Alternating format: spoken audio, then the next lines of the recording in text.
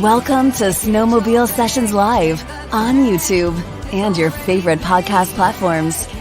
It's the #1 destination to learn about snowmobiling, network with other sledders, and have an awesome time doing it. We'll meet other snowmobilers that share your passion and show your fan photos along the way.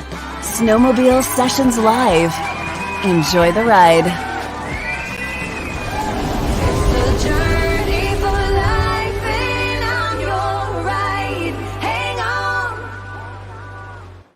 This episode of Snowmobile Sessions Live is brought to you by Energy Power Sports. They're Oakville's full-line BRP dealer with sales and service to all BRP models and so much more. Energy Power Sports always has the fun in store with a wide selection of clothing, parts, and accessories for all your power sports passions. Make Energy Power Sports your source for Can-Am off-road, ATV, and side-by-sides.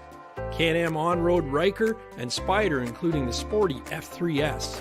Sea-Doo watercraft and Switch pontoon boats. And Alumacraft fishing boats powered by Mercury Marine. Put yourself on a Manitou pontoon or a Widescape stand-up snowmobile. Energy Power Sports is the home for Lynx and Ski-Doo snowmobiles for the entire family. Do you feel the energy? Energy Power Sports, 879 Cranberry Court, Oakville, Ontario, or online, energypowersports.ca. All right, we're here. Drew is co-hosting with me tonight in the seat beside me because he's home, and if he's not here, then he's going to be gaming, and our bandwidth will go down the toilet. So I thought, what a safer spot to have him than right next to me. And with us as the guest tonight of honor is Mike LaValley from Maxceleration. How you doing, Mike? I'm really good, Gary. How are you and Drew? Excellent. Whereabouts are you located, and have you been getting any snow? Well, we've actually got a little bit right here, Calgary, Alberta, out in the middle of the west here, in view of the mountains. So I can look out the window pretty much every day and see the mountains from our place. So even when we don't have snow at the house, I can see snow in the mountains. But we've been actually getting a little bit the last couple of weeks here. So I've seen tracks in the ditches alongside the highway, so people are getting out.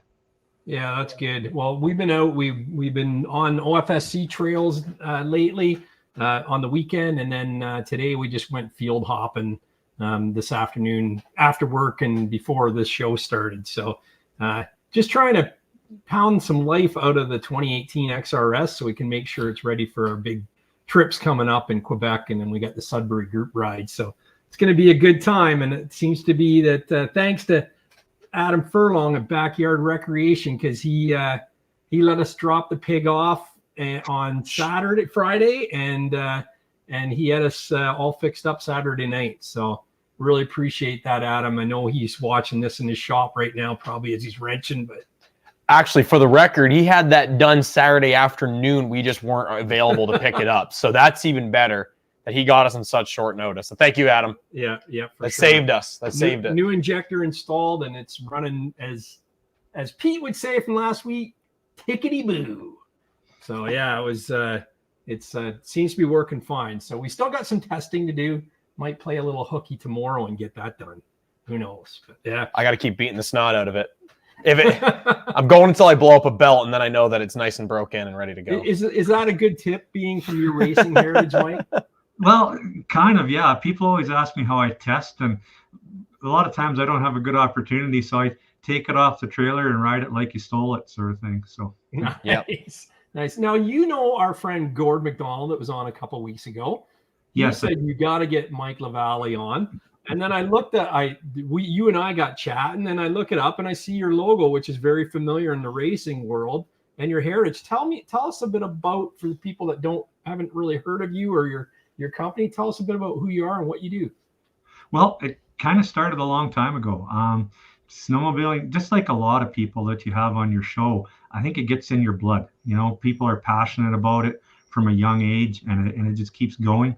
I grew up in northern Saskatchewan and Manitoba, and right from like 5 years old, riding sleds. And you know, when's the first time you raced? Well, the first time there was somebody parked next to you on the trail or the lake was probably the answer to that. first snowmobile races happened as soon as they built the second snowmobile. So That's awesome. So that's been going for a long time, and I've raced in Western Canada here a lot. And a couple of years ago, I looked at what I was doing and some of my other businesses and that sort of thing, and I said, if I make more of a business out of this, and I'm not the youngest guy in the world anymore, but maybe I can pass on some of the things that I've learned and picked up, and maybe some product things that aren't readily available on the market, to other people, and help them out and help out the racers. And I've tried to do that a lot over the years, and participate with various organizations and help them run their races and do tech inspection and that sort of thing, which is a thankless job. Anybody that does that, hats off to you, because you get it from all sides when you're a technical inspector at a race. But so I thought, well, maybe I'd take and turn that into a bit of a business, and it's just grown from there. Excellent. And what kind of racing do you specialize in? Is it asphalt, snow, oval, or a little bit of everything? Snow drags now. Asphalt's about the only thing that I haven't done. Ice drags, grass drags. Used to grass drag a lot. Some of the sleds that I've owned and sold to other people have gone down and competed at heydays. Got a lot of friends in the racing world. It's a fairly tight community as far as the snowmobile drag racing community. So you tend to know a lot of people around, and the more you do it, and the more you follow it, the more people you get to know. And so there's not as much of the grass and ice going on in this part of the country, in Western Canada, as there once was. But snow dragging is, when we've got snow, is still very, very prominent. And actually, we're starting to see it grow a little bit more in the last couple of years than previous. Everything goes in cycles, and I think we're on the uptick as far as the snow drags. We just need Mother Nature to cooperate with us a little bit more this winter. Oh yeah, for sure. Yeah, for sure. Yeah. Well, I see a lot of organizations now focusing more on the drags, be it grass or snow. So a lot more events, or at least getting in front of my face, which is a good thing. So I think it helps out the sport, as far as new development goes and things like that. Some guys are into the engine building stuff, and some guys are into the, getting power to the ground. Where do you fit in the whole picture? Kind of a little bit of everything. Historically, I raced a lot of, what they're referring to as the greasy triples now. That's a kind of a real growing segment. I raced the greasy triples back when they weren't so greasy. That was the new and hot thing. And yeah, they were greasy, but we didn't call them greasy at that place just because they leaked like crazy. It was. Is that where the name came from? I guess so. I never came up with it, but there's a good chance. So I did a lot of that, and I think I started out racing much like everybody else does. You kind of start with some stock or stock-ish kind of sleds, and put some bolt-ons on it. Maybe you do a little exhaust or that sort of thing, and then as fast as you go, you always want to go faster, right? Yeah. You talk to racers, and once you've got that bug, it's hard not to want to win, and you want to go faster, and you want to compete at higher levels. And so after buying a lot of product from different people, I started doing my own engine development work and porting and head mods and that sort of thing. That's when the racing really took off and got successful, when I started doing that. A lot of computer aided stuff. And but then that kind of went away for a while, and then the greasy triples sort of died out. It was twins took over the marketplace. Triples in racing are still hot. I mean, there's nothing, in the pro stock world, the CK3 Ski-Doo platform, I mean, they haven't built that sled in 20 years ish. But it's still, you go to a big time race and you look at the competitive pro stock racers, and the CK3 platform's still there. So I think that's helping with that kind of greasy triple comeback. And everybody wishes a new sled would come out in a triple. It's not happening, but I got the bug. I didn't buy a new sled after the death of the greasy triples. I mean, I stayed married to the triples for a long time, and until Yamaha and Arctic Cat came out with their 998 turbo platform, and that really intrigued me. And I thought, okay, well, here's something that I think we can make some power with. And I kind of hooked up with Hurricane Dave at Hurricane Performance. And great guy. Yeah, just an awesome guy. And we started talking one day, and it was the off season, and we're bouncing ideas off of each other.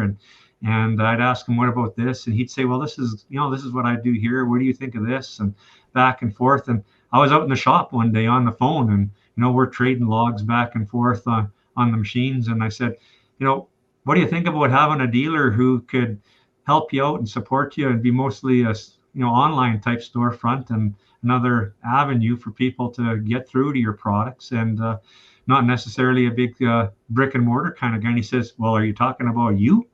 And I said, yeah. And he says, done. You're a dealer.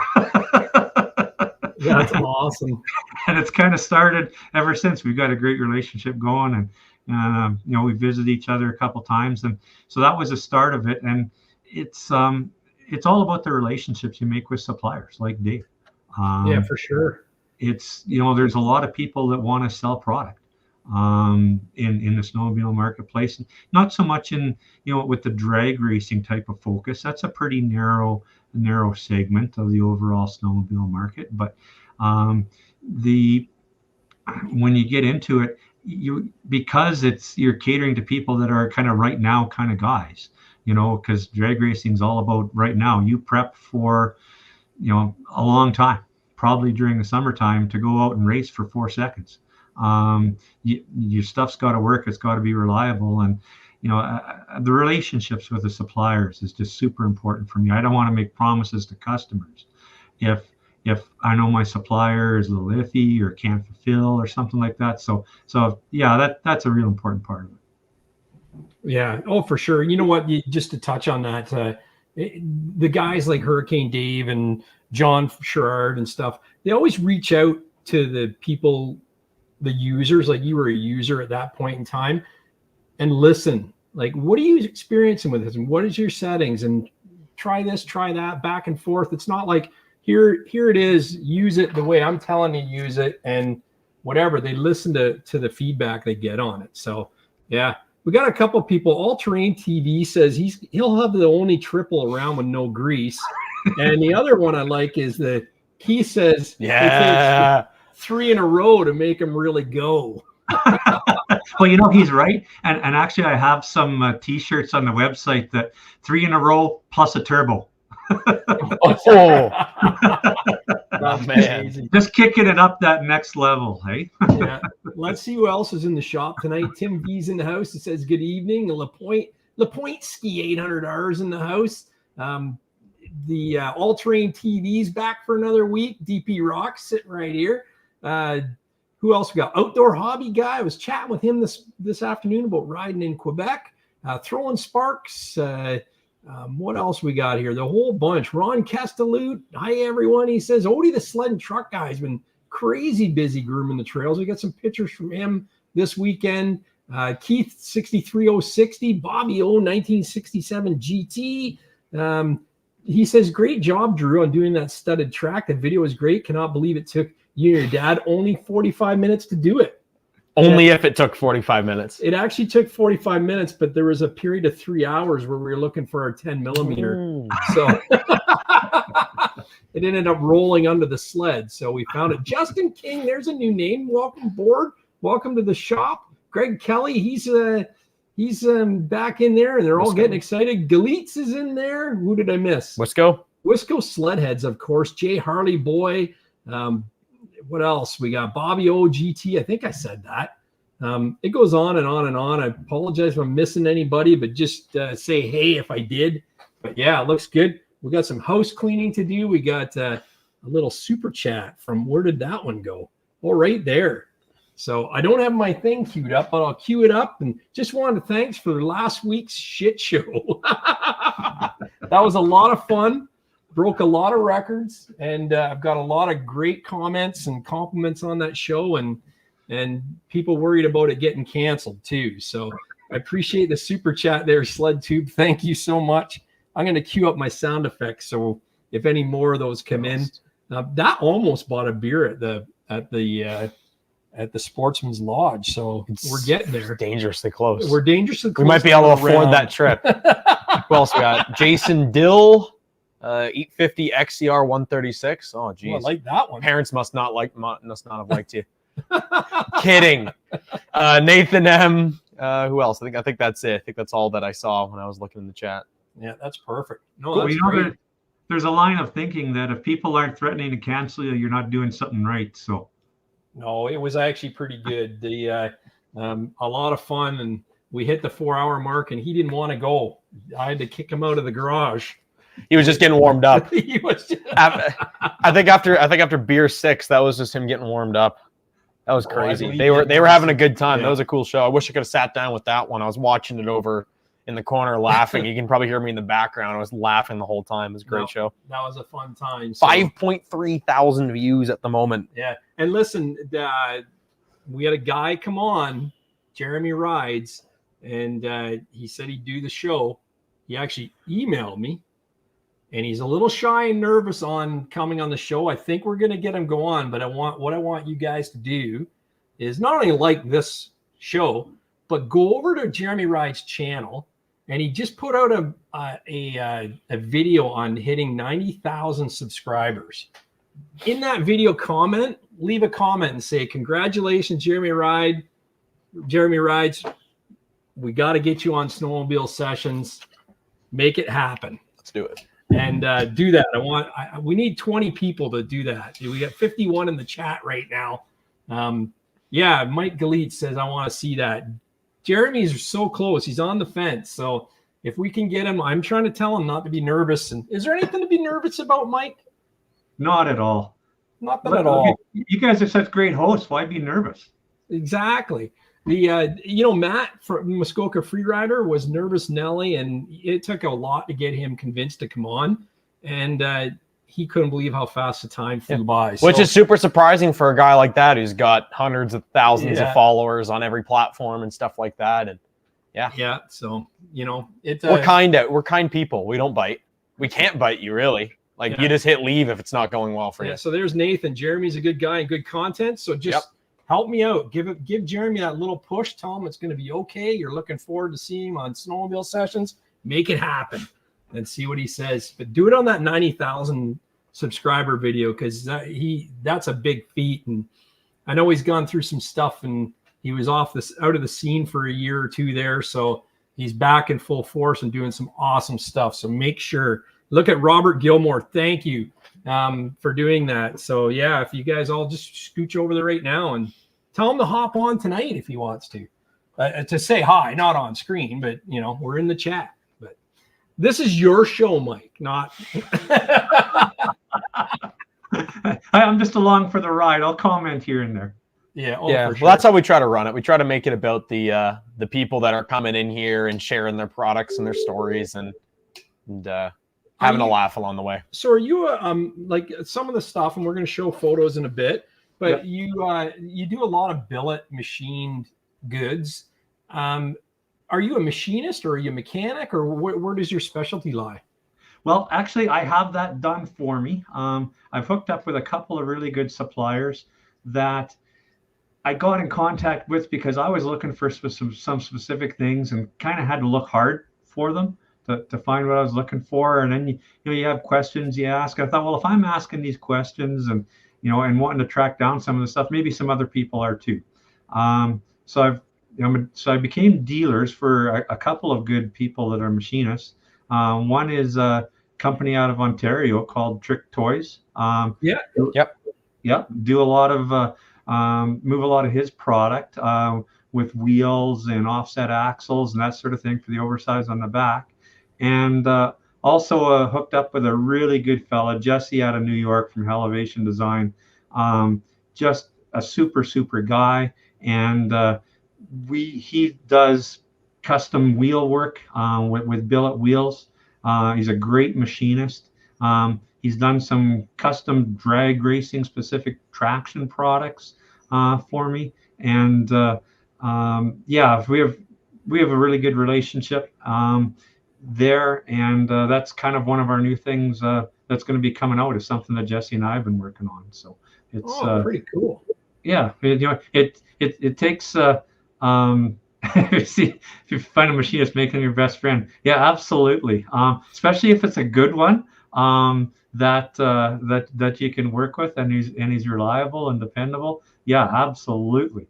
So that's what we've got coming up. When you bounce ideas off each other, and so he's a great guy with some good ideas, and we pass something along, and we're going to do something a little bit specific here. It's actually in production right now. So yeah, very cool, very cool. And that's the thing. It's when I see your product line, it's pretty, like you said, you have a package for the complete picture, whether it's on the engine or in the skid. When people come to you, would you prefer them to contact you and talk and chat and find that solution, or do you have package A, package B, package C type of offerings? Oh, we can do either way. I like to package some things up. So for example, if you're talking, motor power, and I specialize in the 998 turbo stuff, the ZR9000 Thundercat, Yamaha Sidewinder platform. Nice. Just because it's so easy to make big power with that engine platform. So there's packages, and some of our most popular packages, whether you're going with a stock muffler, if you're in areas where the noise is a more sensitive issue. If you're in areas like we see a lot of in Western Canada here, where your ride might not take you within 10 miles of a residence, the muffler isn't such a big thing. So, we can crank up your performance a little bit more. So we offer packages on that.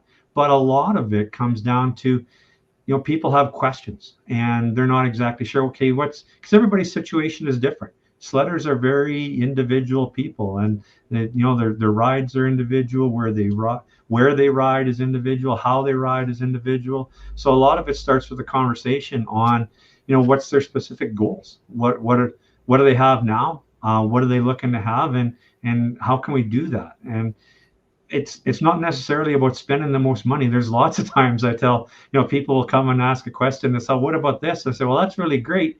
And I love to sell that stuff because, I make money selling parts and packages.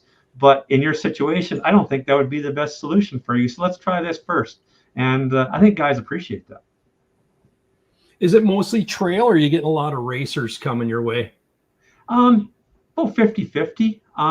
I'd say with the 998 turbo stuff, a lot of it is trail. Mountain guys, I'm close to the mountains here. Some of the best mountain riding in the world is within a couple, 3 hours of the doorstep here. So, you always have the mountain rider guys that are looking to power up. Like 200 horses good, but that's just getting started. if you really want to climb the chutes. So the most common thing locally would be like a 300 horsepower performance package for a sled. Runs on pump gas. It's reliable. They can go and take and beat the snot out of it for the weekend and come back and not have any issues. So very cool. You've actually been around the scene a long time, as I can tell. What do you see as advancements? Like, obviously mountain sleds too, like over the years, when they started riding the old, ZX chassis in the hills, and to tell us about what you've seen and witnessed over the years, and what you think has been some really good improvements. Oh geez, it's changed so much. Sleds now, like a modern mountain sled, you buy it. I mean, that would have been, even if the parts were available, a modern mountain sled would have been $100,000 custom build kind of back in the day. The first, if you think about the first Summits, the first RMKs from Polaris, they were 136-inch track. 133 and a half on the Polaris RMKs. And you thought you were the big dog going to the mountains, and you were at the time. I've ridden in the mountains on a XLT with a 121 and 12 inches of suspension travel, and you got to be a little careful. You're digging a lot if you don't know what you're doing when you're riding. But yeah, it's really come full circle. I mean, you saw kind of in the in the mid 90s, it was all about the bigger power kicked in and the triples and the power plants, the horsepower wars for a while. Then it was a suspension, a snowcross kicked in. It was about suspension changes and more travel. And then rider forward came in better sleds, and we've kind of come around now. And I think the big trend, certainly in the last few years, is mountain sleds. That's getting a lot of attention in the industry, and people that are making content, and videos and that sort of thing, and have their social media channels. It's a lot on mountain sleds, and it's not even the same mountain riding as when I rode more in the mountains. It's it's super backcountry through the trees, doing. I mean, what some of these guys are doing in the mountains on an average day. I mean, used to sell 10,000 VCR videos, to date myself a little bit, but and if you think the old two-stroke cold smoke videos and that sort of thing, that's going back a ways. But yeah, it's been a big change. And but one thing that hasn't really changed in the snowmobile industry is more power is always better. I've yet to run into somebody that's come up to me and said, I wish my snowmobile had a little less power.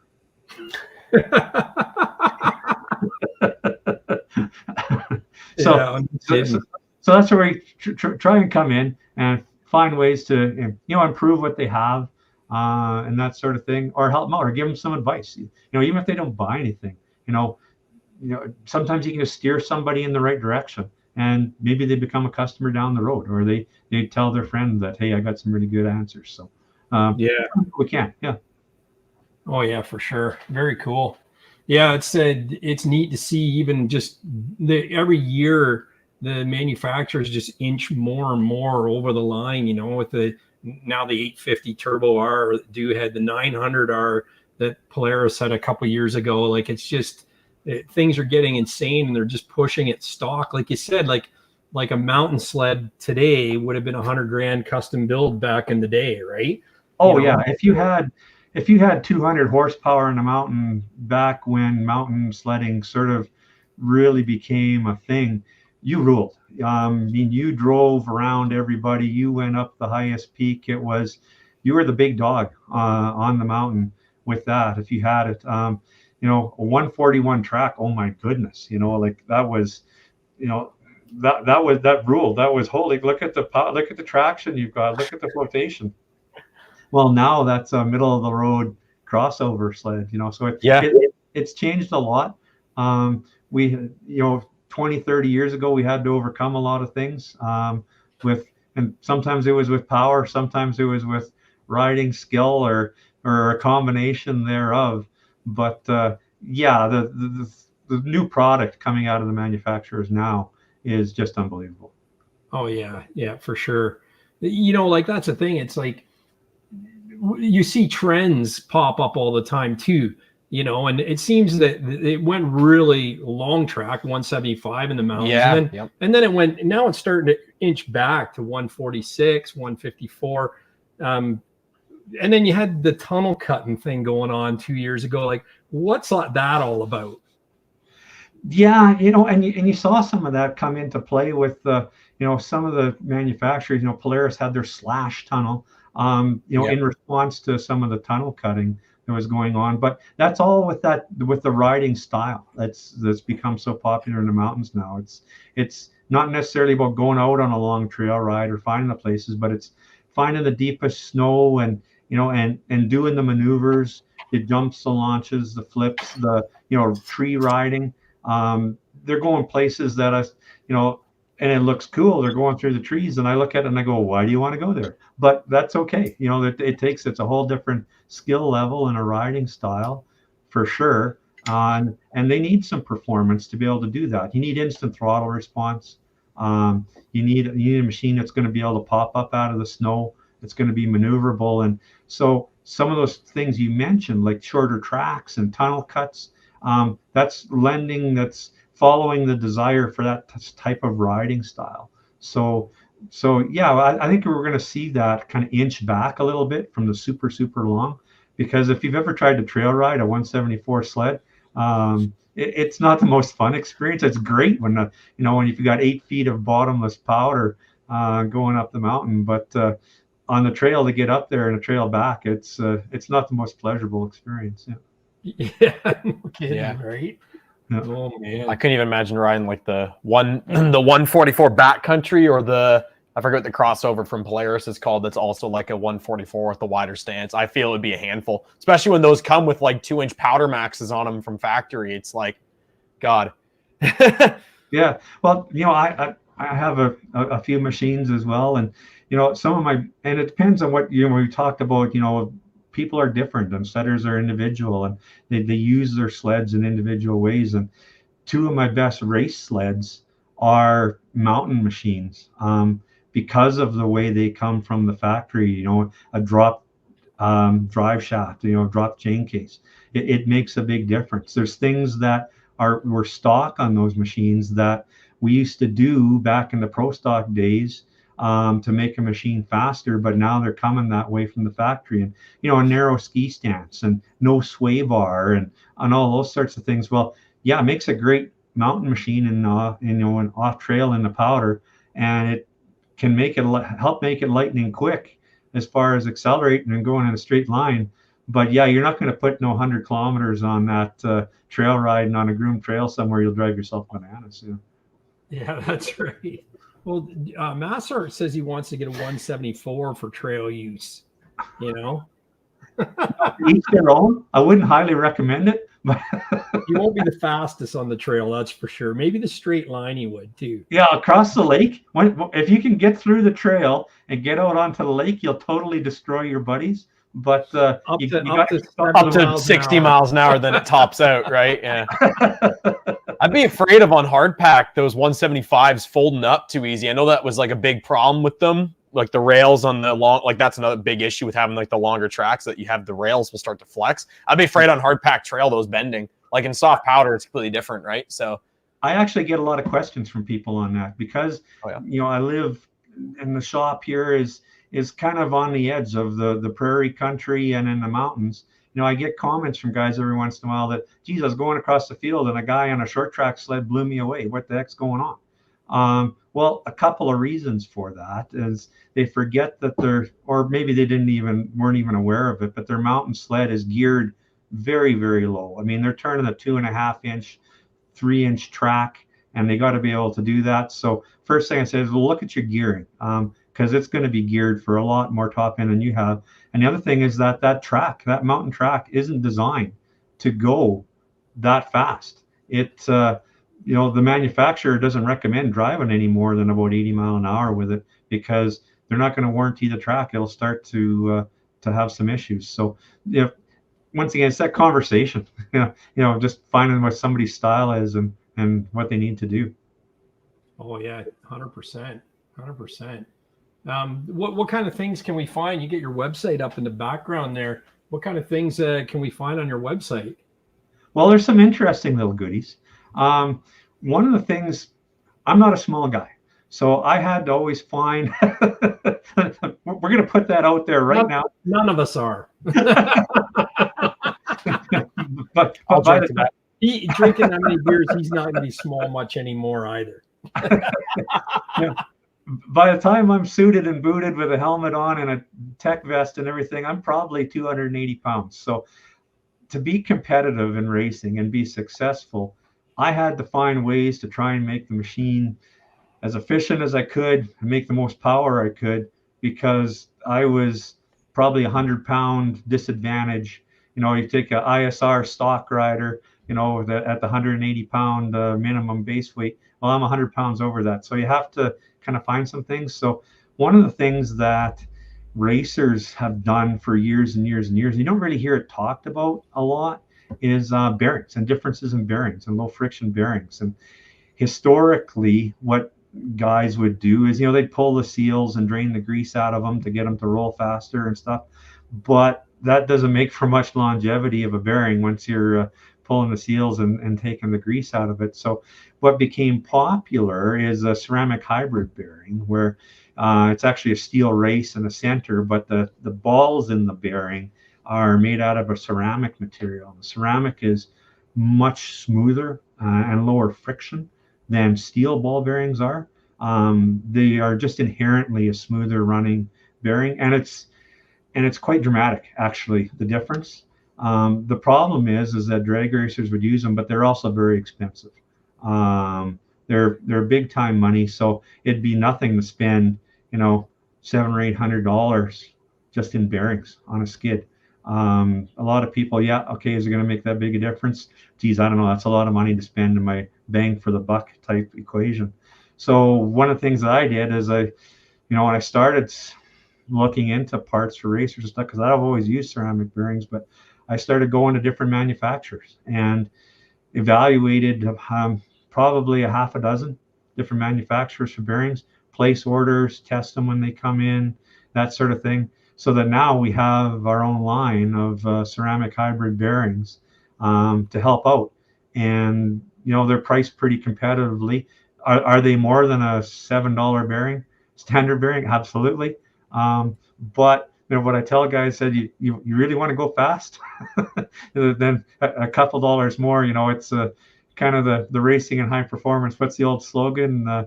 How fast do you want to go? It's all about how much to spend. I think Gord said he likes to take and cut a square hole in the hood and shove in $100 bills under it, and that's basically the way it works out in the racing world. So we came up with that, and after a lot of evaluation, now have our own line of ceramic hybrid bearings. And actually, I just had a call from a customer a couple of days ago who had bought a set for his sled, and he was trying to find a little extra advantage. And he said, in my shop, I used to move my sled in and out of the shop. We've all done that. You're dragging it on the concrete, or you're sliding it around in the shop. He said, I used to have to put two hands on it. He says, now I can put one hand on it and it rolls. I couldn't believe the difference it made in the rolling resistance in his track. So it's an example. And so we have a line on there, and I've got a whole bunch of data on it and stuff in there, but it's an interesting part of what we do.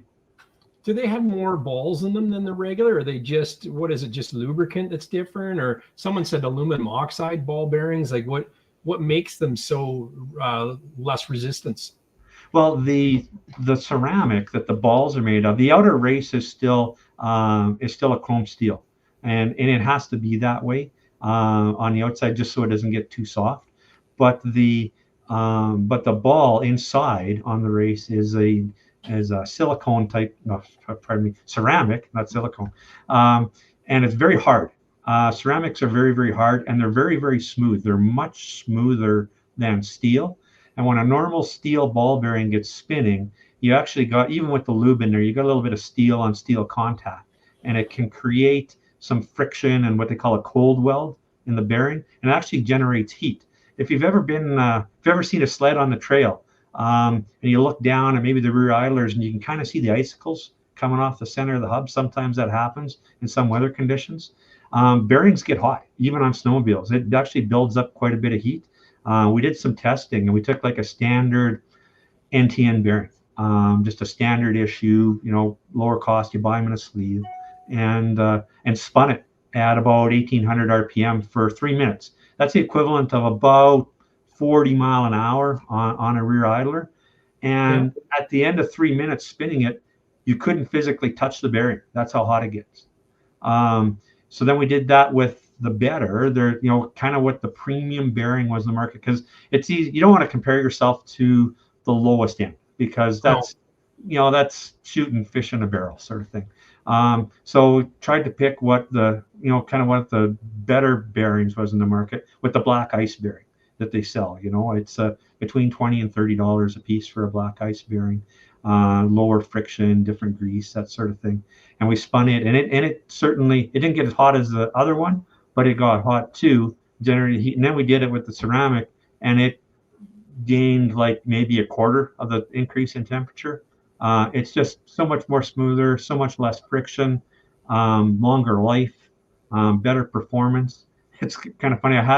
So I've been to a couple of snowmobile trade shows, the one in Edmonton, the one in Saskatoon, both that happened this fall. And I have a display set up with 2 idler wheels, so that people can, give a spin to one with a standard bearing in it and give one a spin with the other bearing. And it's pretty dramatic, the difference. I got some videos on the website, but it kind of backfired a little bit. In hindsight, I don't know if the display worked very good because people thought it was kind of trade show janky sort of thing. They didn't believe it because did you pull out a rusty bearing out of the junkyard? Yeah, I thought it was good stuff to them. And I even had the blocks there. I said, no, here's a brand new bearing. All I did was I spun each of them for a couple of minutes just to lube them up and get them going. But yeah, they all think that you're Vince from Slap Chop selling something at the trade show, right? And so yeah, the trade show demonstration, as good as it was, kind of backfired a little bit because people wouldn't believe it. But that's how big a difference it actually made. Is it the same people that went next door to you and bought the ceramic heaters or the foot massagers? Yeah. Yeah, I didn't follow him around, but Mike, I don't believe you. Where is that foot massage guy? Yeah. Tim V says, how long do they last? Like, do they last longer? Yes. And that's one of the bigger advantages is the high mileage guys. Because you don't get as much cold weld in there with the friction. It's smoother. It's gonna last longer under the same conditions, same load. It's gonna last longer than a standard bearing just because it has less friction in it. It doesn't break down like the steel ones do. So. Okay, and no bullshit. He says aluminum. What do you think of this comment? Aluminum oxide balls are a good choice for ceramic balls because they're corrosion resistant and can operate at high temperatures. They're also lighter, stiffer, smoother, and harder than a steel ball. Or is he talking the same thing about ceramic? Yeah. So those are all the advantages of a hybrid ceramic bearing, and that's why we call them hybrid ceramic, because it has the steel on the outside and the ceramic balls on the inside. And there's a couple of different retainers in there that can be used, and on different sizes we use different retainers depending on the individual bearing. But yeah, those are the advantages for sure. Yeah, right on. And where else? Like, that's a neat little secret that you're sharing with us. What else? What other things are you hiding that can give that rider that advantage? Well, as we mentioned before, with the machining, the wheels, billet wheels on the back. Billet wheels look cool, especially when you go oversized. But there's a reason for the oversize as far as top speed and top performance goes. And basically the bigger rear wheel you can put on, when you're talking the racing world, I mean, we're over 100 mile an hour in 500 feet. So when you're spending time at 100 to 150 mile an hour in that range, anything you can get to lessen the rolling resistance of that frozen rubber track that's going around is going to help.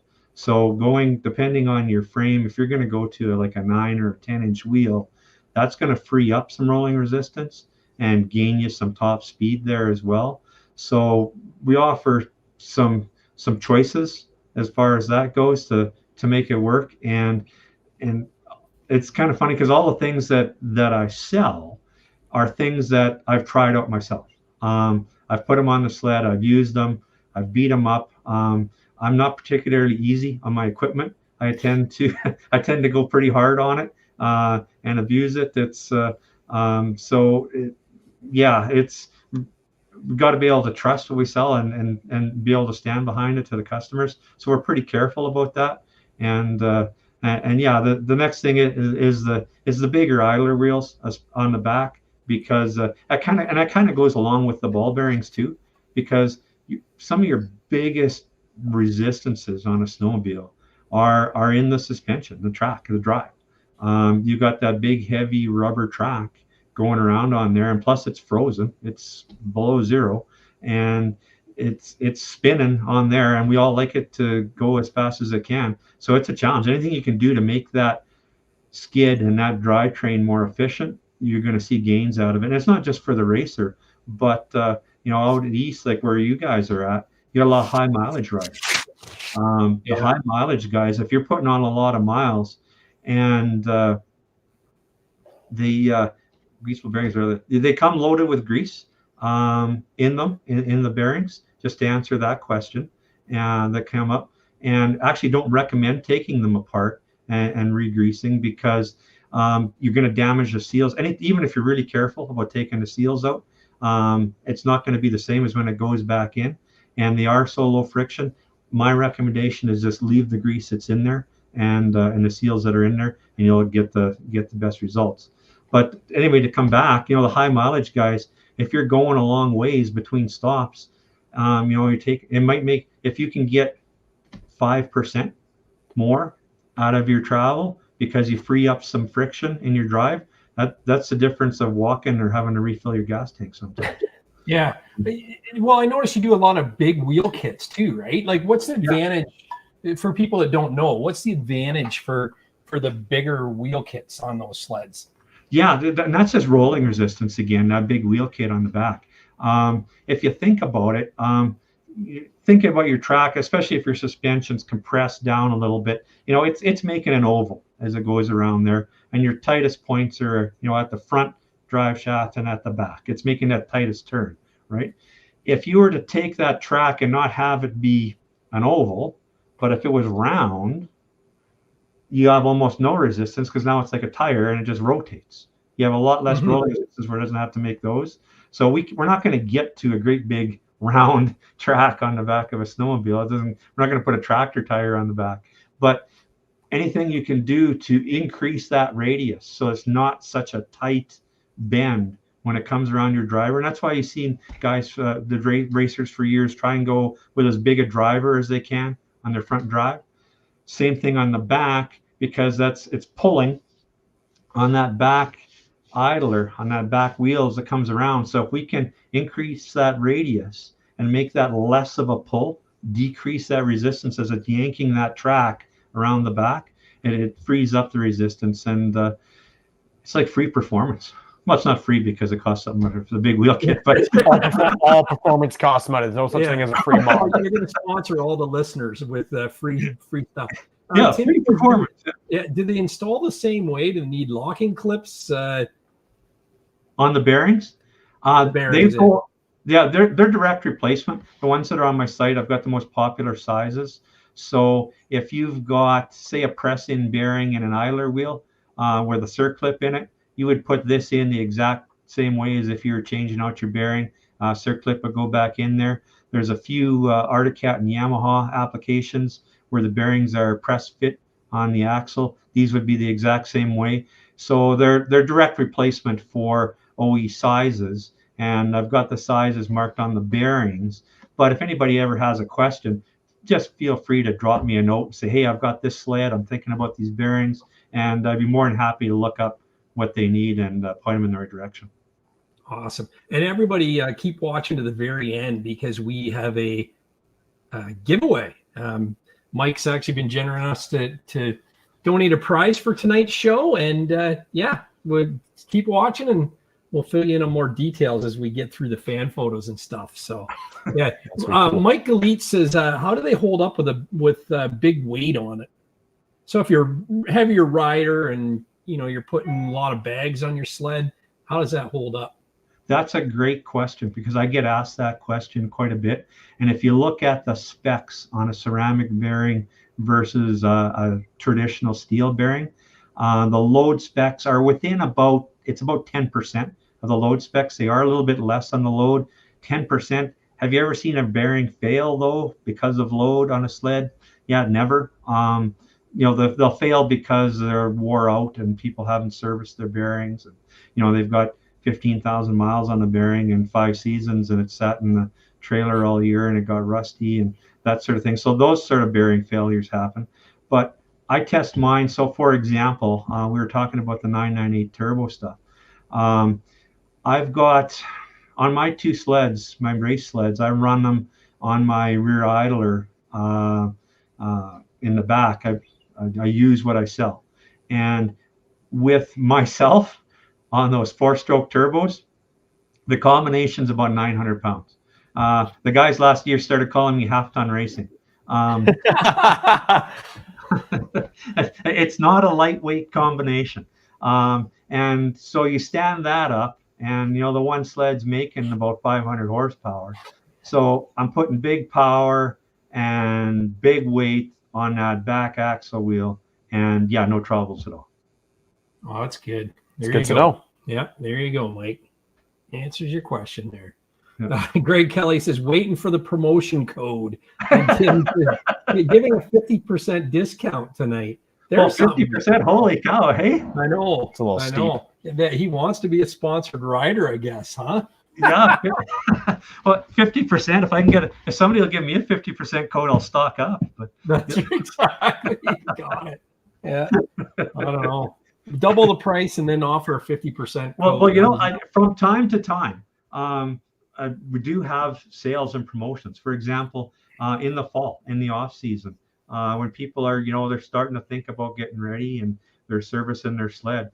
I did have some sales on. So if people follow on the Facebook page for Maxceleration Racing, periodically promotion codes do come on there. So it's not unheard of. We'll just leave it at that. Nice. The do you do the shows you do? You mentioned some trade shows. Do you do heydays? What events can people find you at? Well, not this past year, not in 23, but in 22, I was down and helping out Dave at the Hurricane Performance booth at the Toronto Snow Show. If I remember right, I think that's the largest snowmobile show in North America. Somebody could fact check me on that? Probably not North America. I'd say Heydays is definitely. Yeah, popular. But indoor show, it's a pretty big one. For an indoor one, yeah. Now you say, were you in the middle of the booth? Were you in the middle of his booth on your own little table thingy? Yeah, I wasn't this past time. I was helping him out. It was his booth, so I was just down. I was hired labor for that weekend, but I think we were there. Corey and I met you there. And Drew was there too. We met you because he shouted out when we were talking to him, and it was you because he shouted over at you, and then you just yelled back, and I think you were with something. Yeah, that was funny. Yeah, I do remember that now. Yeah. So I was at Heydays this past year. Went down, didn't display on a booth there, but I'm not just in the business, but I'm a big fan of the sport as well, and a number of people I know, friends, customers, they were competing at Heydays. So we went down and took in the show. If people haven't done it, I highly recommend going. Yeah, you won't regret it. Yeah, that's the thing. I had the opportunity to go this year, and it just didn't work out for me. But I'm hoping to get there next year. We'll see this coming fall. I guess it's already 2024, but we'll see what happens, and away we go. Because our crew that went, there was 10 of them that ended up going and sporting the Snowmobile Session shirt. They had a blast. So we'll see what happens this year. It's all about timing in the fall. Yeah, it was kind of one of those interesting situations. I wasn't competing. I didn't have a booth there, but I went down and knew a couple of people in the pits that were competing and racing. Some people from close around here and friends and that sort of thing. And then I started walking through the pits, and it's like, oh, hey, how are you? Hey, oh, hey, how are you? It turns out I knew a good chunk of the racers there, and the swap meet too, walking through there, and ended up running into people I knew. So it was. We talk about that racing community and how it's fairly tight knit, and you tend to know a lot of people, and that really came to the forefront during our visit there for sure. Oh, neat. Yeah, here's an interesting question. It's kind of thought provoking, but Tim says, what happens in your future with Yamaha gone? Is that a big part of your business? Do you think that 998 is going to live on with Arctic Cat? What do you think the future of that is? My gut feel is that the 998 platform isn't going to live on. I know there's a big following out there that is hoping that it does. I was at the reveal for the 858 Catalyst at Heydays this year.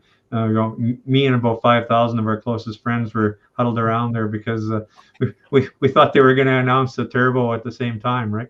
But it didn't happen. But I've had a pretty good look at the Catalyst sled, and there's a lot of great things about it.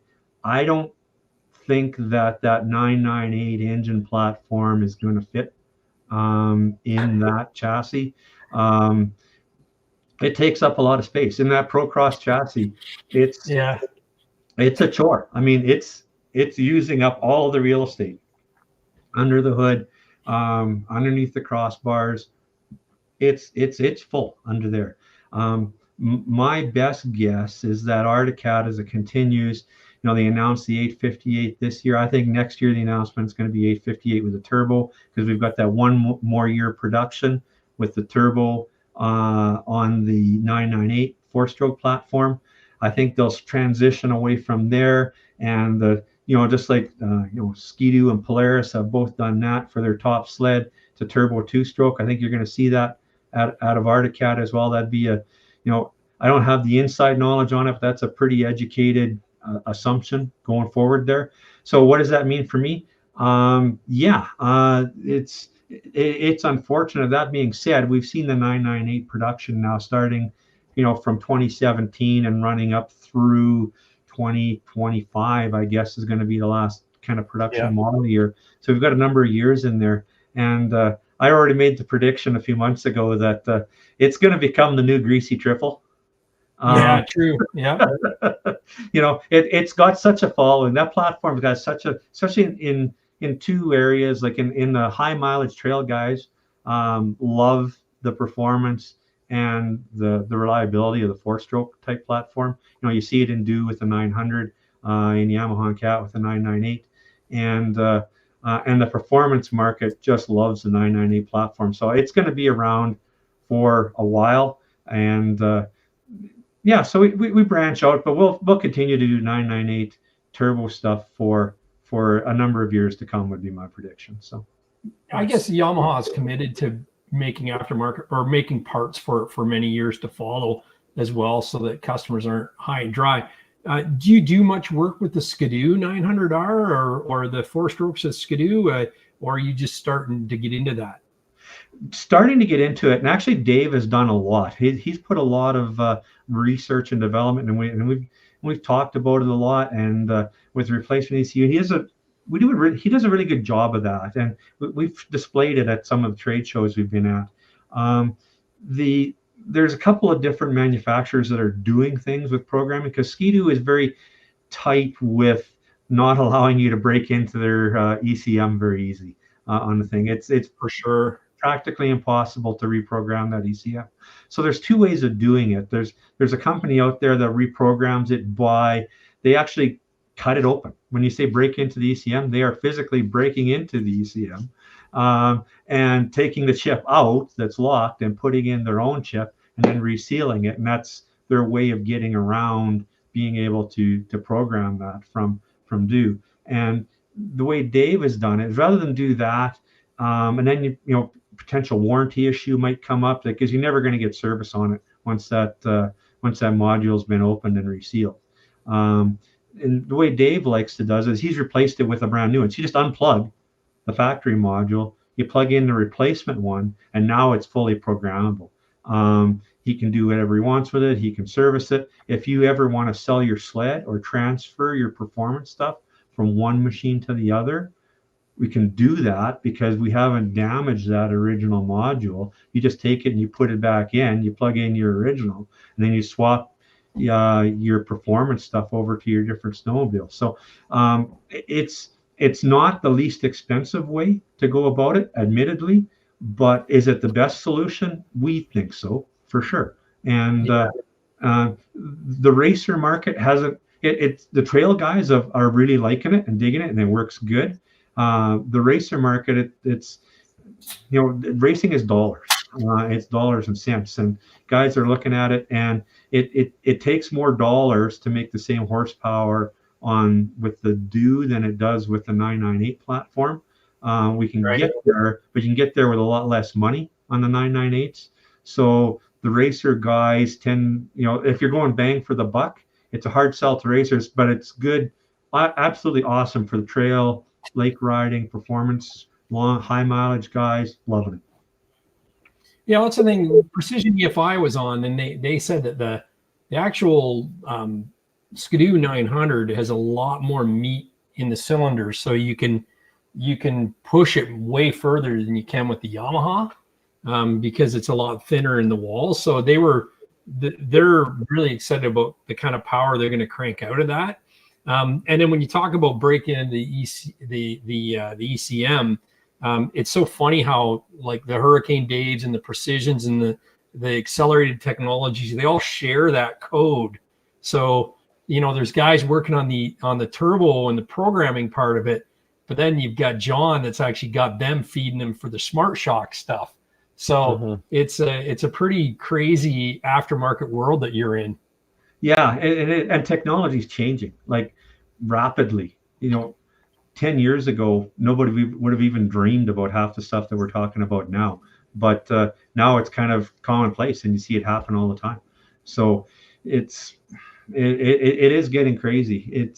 It's like the progression you mentioned. You were asking about what sort of things have I seen, because I'm a little bit older. I've seen a lot happen. Yeah, that's right.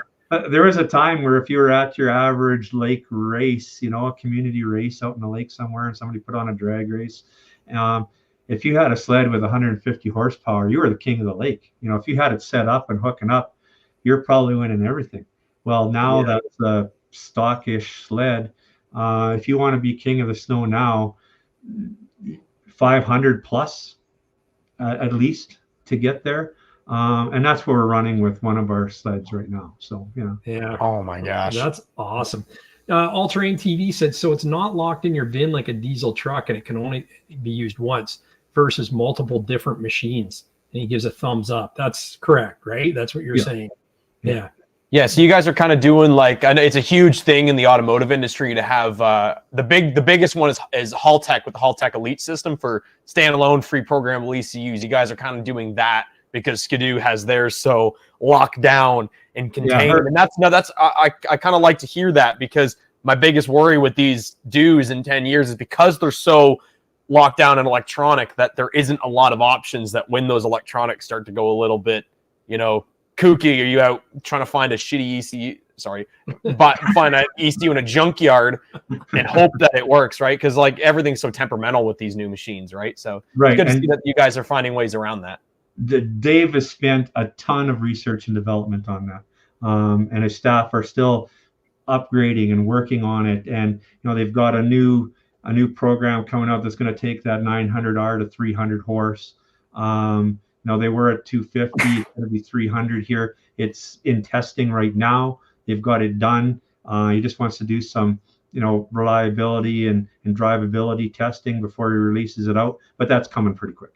Yeah. I think Vince has it. Vince from Beavertail, he has a 300 horse on his mock right now. He might be one of the testers on it. So pretty crazy, but Get Mike Gooley's on that. Yeah, all he wants is more power out of his 900T. He's probably frothing at the mouth in his shop right now thinking about that. Yeah.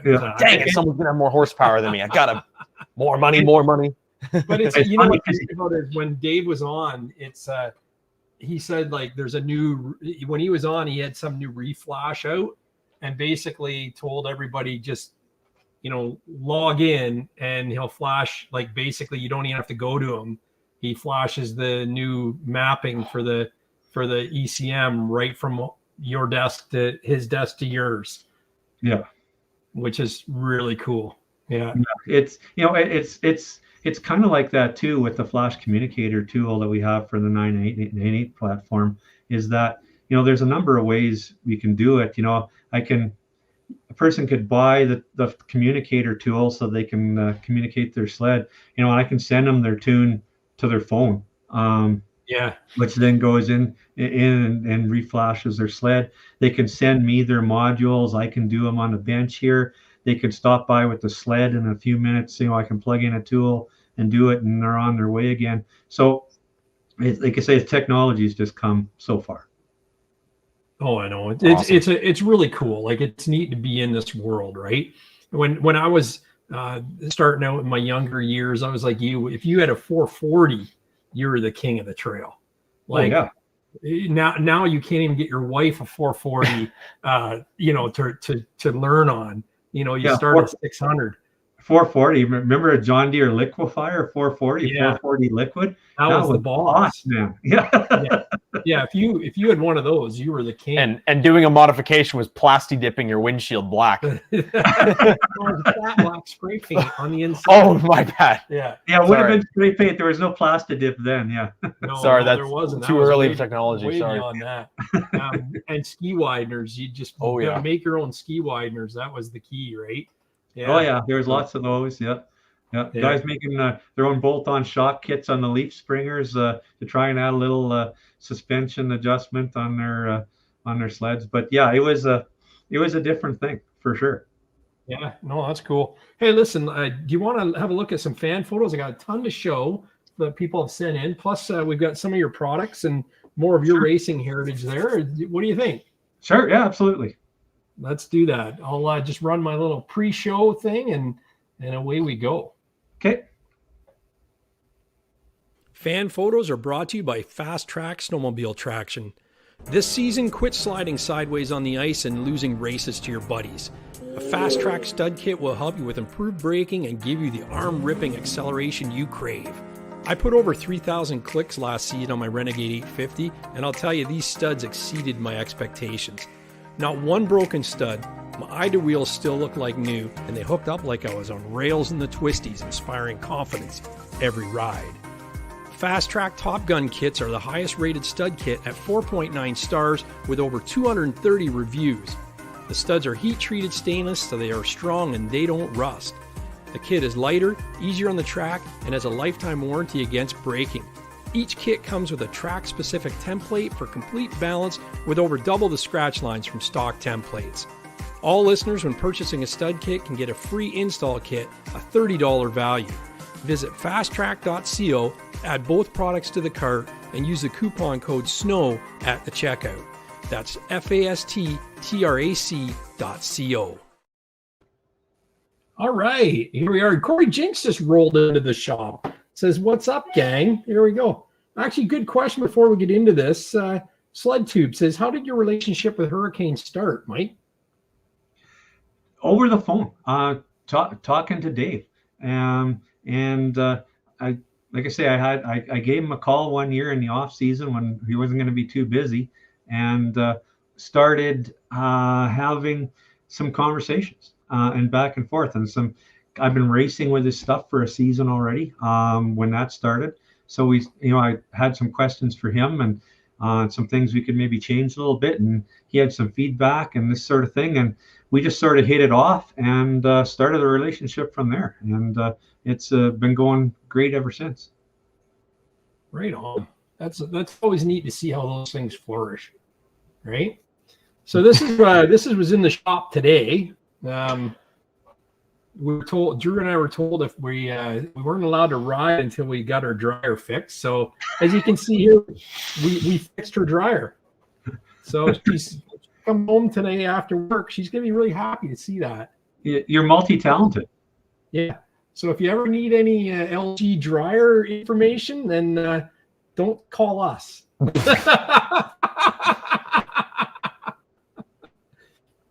But there we go. There we are. Yeah. You want to talk about these, Drew? Yeah, I can go through the photos. So let's do a preface for the people who maybe didn't see the Instagram post. I alluded to this, but on this past Friday, we tried to get out.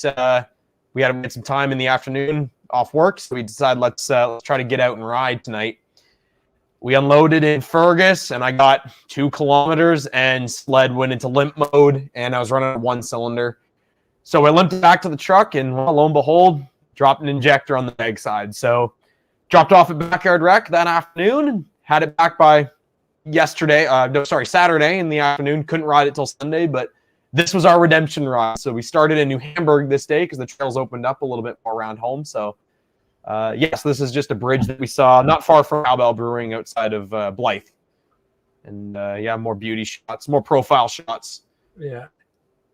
Drew sporting the snowmobile sessions wrap. Yeah, so the black spray paint adds 5 horsepower, and I said the stickers add 5 horsepower. I swear that Sled got fast more decals I was adding to it. So we're adding more. Yeah. We're adding a lot more. So this is Cowbell Brewing up in Sled. Our whole goal was to make it there on Friday with Denon. Yeah, so Denon went by himself and got there way quicker than we did, let's say that. Was wondering where his tank of gas went after he texted us 20 minutes later. That's wild. There's outside of Milverton, I guess that the Milverton Hut. We have a photo there from 2000 and I think 16. I wanted to keep that up and compare it, but we didn't get there. Next week I will. I don't have it on this phone. Anyways, yeah, so we thought we'd get a picture there because we stopped there in I think it was 2017. It was the only different second weekend of January on the 550 fan, the 800X, and our friend had I think it was a 600. It was a 500. 583. No, it was just a 500. Yeah, 500 ZX. Yeah. So that was a cool ride. Yeah, it was very cool. This was from today. We decided that my sled needed more abuse to make sure it was all still working properly. So we decided to go to my grandma's, do some drift bashing in the field. Drifts were not very bashable. They were very much solid ice. So it's more like jumping. It was more like you did a jump and then landed. If you jumped over the drifts, you're fine. You landed between them, it hurt a lot. Got a big, my right knee is bruised because I came off awkward, clipped my knee on my riser bar when I came off, and he rolled at about 2 miles an hour, which was also entertaining. Yeah. I was doing my He wouldn't let me take a photo of it though. No, I said please don't. So, but we could almost use those Qualities roller skis on the. Oh yeah, for sure. Pack, as you can see there.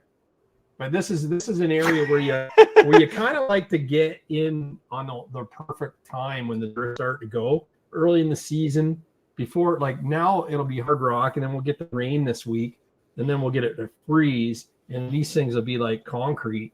You want to get it probably 2 days ago would have been perfect here. I found the one soft one, as you see. Very unfortunate when you're not expecting it, especially because we're just jumping these things all afternoon. All of a sudden, you hit one, you get stuck, and it's yeah. But that's good. We're out riding. That's all that counts. Another beauty shot. Another profile shot. Yeah. Yeah. He also popular. And there's me doing my best Muskoka Freerider impression. I'm getting ready for the mountains, as I always say. Doing some carving. Yeah. We still have to work on our carving technique, both of us. But man, that 1.35 ice cover, I saw some comments about that. Our track swap. Just 1.35 Cobra with 144 fast track studs. What a monster of a track. That thing just hooks and books. There's no, I was blown away, the few trail rides that we did Alberta Forest with actual decent snow, and then just at home here, it just hooks up so well. So I'm beyond impressed with that. Yeah. But, what do we got here, Dad? This is the Lodge Sessions commemorative T-shirt that's available for purchase now. So Lemoyski 800R, he actually bought some today, and the orders are coming in. So I want to try and get all my pre-orders done by Thursday. And we'll get these things screen printed, and I'll bring a whack of them up to the lodge. I got some Snowmobile Session truck fresheners that we'll be throwing in to sweeten the pot here. I don't have any down here, but yeah. Oh, it's going to be a good time. Yeah. Gary should send everyone in the chat one of those tees. Nope. These are the special ones for the ride. You got to, yeah. If you want to buy one, you can go to stufflikethis.ca, but it's the riders were sent the special link to order these shirts and get the orders in by Thursday. And it's even got me in there adorning this gracious tee. So, Greg Kelly, you better get your order in fast. The points, he's going to have them all. I'm telling you. But yeah, so here we got All Terrain TV. Did he send me a little? At the top, little thing here. Where is he there? Right there. So he says, open down here. So he said, hey, Gary, so here in Green Bay, Wisconsin, we didn't have snow till last weekend. He put 40 miles on his Rev 600 after cleaning the carbs. Kind of solved the problem, kind of not. Also let her dangle on a 94 Mach 1670. That's a great sled. An 89 Jag 440. An 86 Polaris 440 that my friend's dad bought new in 87. And the photo of the cylinders are from my 97 Mach 1 700 that's being fully rebuilt right now. I actually had one of those. The Jag lost spark right as we pulled into the bar. But before we left, we said, as long as I can make it to the bar, that's all I care. So it did its job. Enjoy the trails while you can. All-terrain TV. So that's pretty cool. Nice set of jugs there. Yeah, for sure. Man, the 700 I had, but I sold before winter. I should have kept it to ride at least a couple of times before I flipped. There's a nice fire cat in the background there too. But yeah, there's the old Polaris and the Mach 1. Sweet, that one. That's the 670. That's pretty cool. It kind of needs a seat recovered though, or some duct tape. Duct tape, yeah. Do you sell duct tape for seat repairs there, Mike? Well, I haven't got it listed on the website, but you know, when I'm out at a race, I carry about half a dozen rolls of it in case people need some. But nice, yeah. I think it looks a little low too. It looks like it's been slammed. The Mach 1. Yeah, it's cool. Shocks will do that. There's the GSX he was riding. Ooh, that's like the one Dino had. Right? What's that? I think he said it was a 600 HO, but Dino's was a 550 fan in that chassis. Okay, could be. I thought in an earlier comment I thought he was talking about a 500. Where is maybe it? It was a 6. Yeah. Anyways, yeah, good unit. That's cool. Good unit. There's a Jag. Jags are bulletproof as well. Another good sled for when you're younger and a beginner, you know, ride. You know, the Jag 340s. They're awesome. I don't got that segment of riding anymore for some reason. No. My cousin still has one that strips. Oh, yeah. Let him dangle. All Massart said this week is Justin is a Sally. And I don't know why he said that. And he shows a picture of him dangling skis and dodging trees. Right? Oh, heck yeah. So that looks great. A little dark in the picture there. So the wrap looks sweet on that sled. Love it. And then Jinxie Boy says this is his sled getting wrapped by some sexy dude there. I don't know. Maybe it's not. I like his jacket. That's right. Maybe it's not getting wrapped. I don't know. Maybe it looks like he's running over me after the fact. But yeah. So he's sending the pictures of his graphics kit, and thank you very much for trusting me with your baby there, Jinxie. But that's the goal he was going for, and I think he achieved it right there. Is to make his sled match the 670 HO that he's got there. Did you ever have any of those? Look at that jabroni. Did you ever have any of those Do 670s? I haven't, but I've raced against lots of them. The 670 HO. Remember when that first came out? They're really competitive. Yeah. Oh, it was I had one that was only run on one cylinder. I figured out halfway through a ride that I had to zip tie the actual spark plug boot on because it kept falling off. It wouldn't stay on. And I thought it had a lot of power with one cylinder. When I got two on, holy, it would straighten your arms. Yeah. But yeah, that's a good looking sled. It looks really good. I'm pretty proud of it. And this is Ultimax Mike. Ultimax is going to be on next week, so I can't wait to have Mike Ashby on. He sent me some of these last week. She dangles and shows his Redneck Sturdy hand sticker that he's got on there. This is another 850 Turbo R that he's got the Ultimax on there. Nice one, says on that sticker, which is pretty cool. And he's got the dangles on the back truck window, so he's a big supporter of Redneck Dirty Hands, I'm telling you.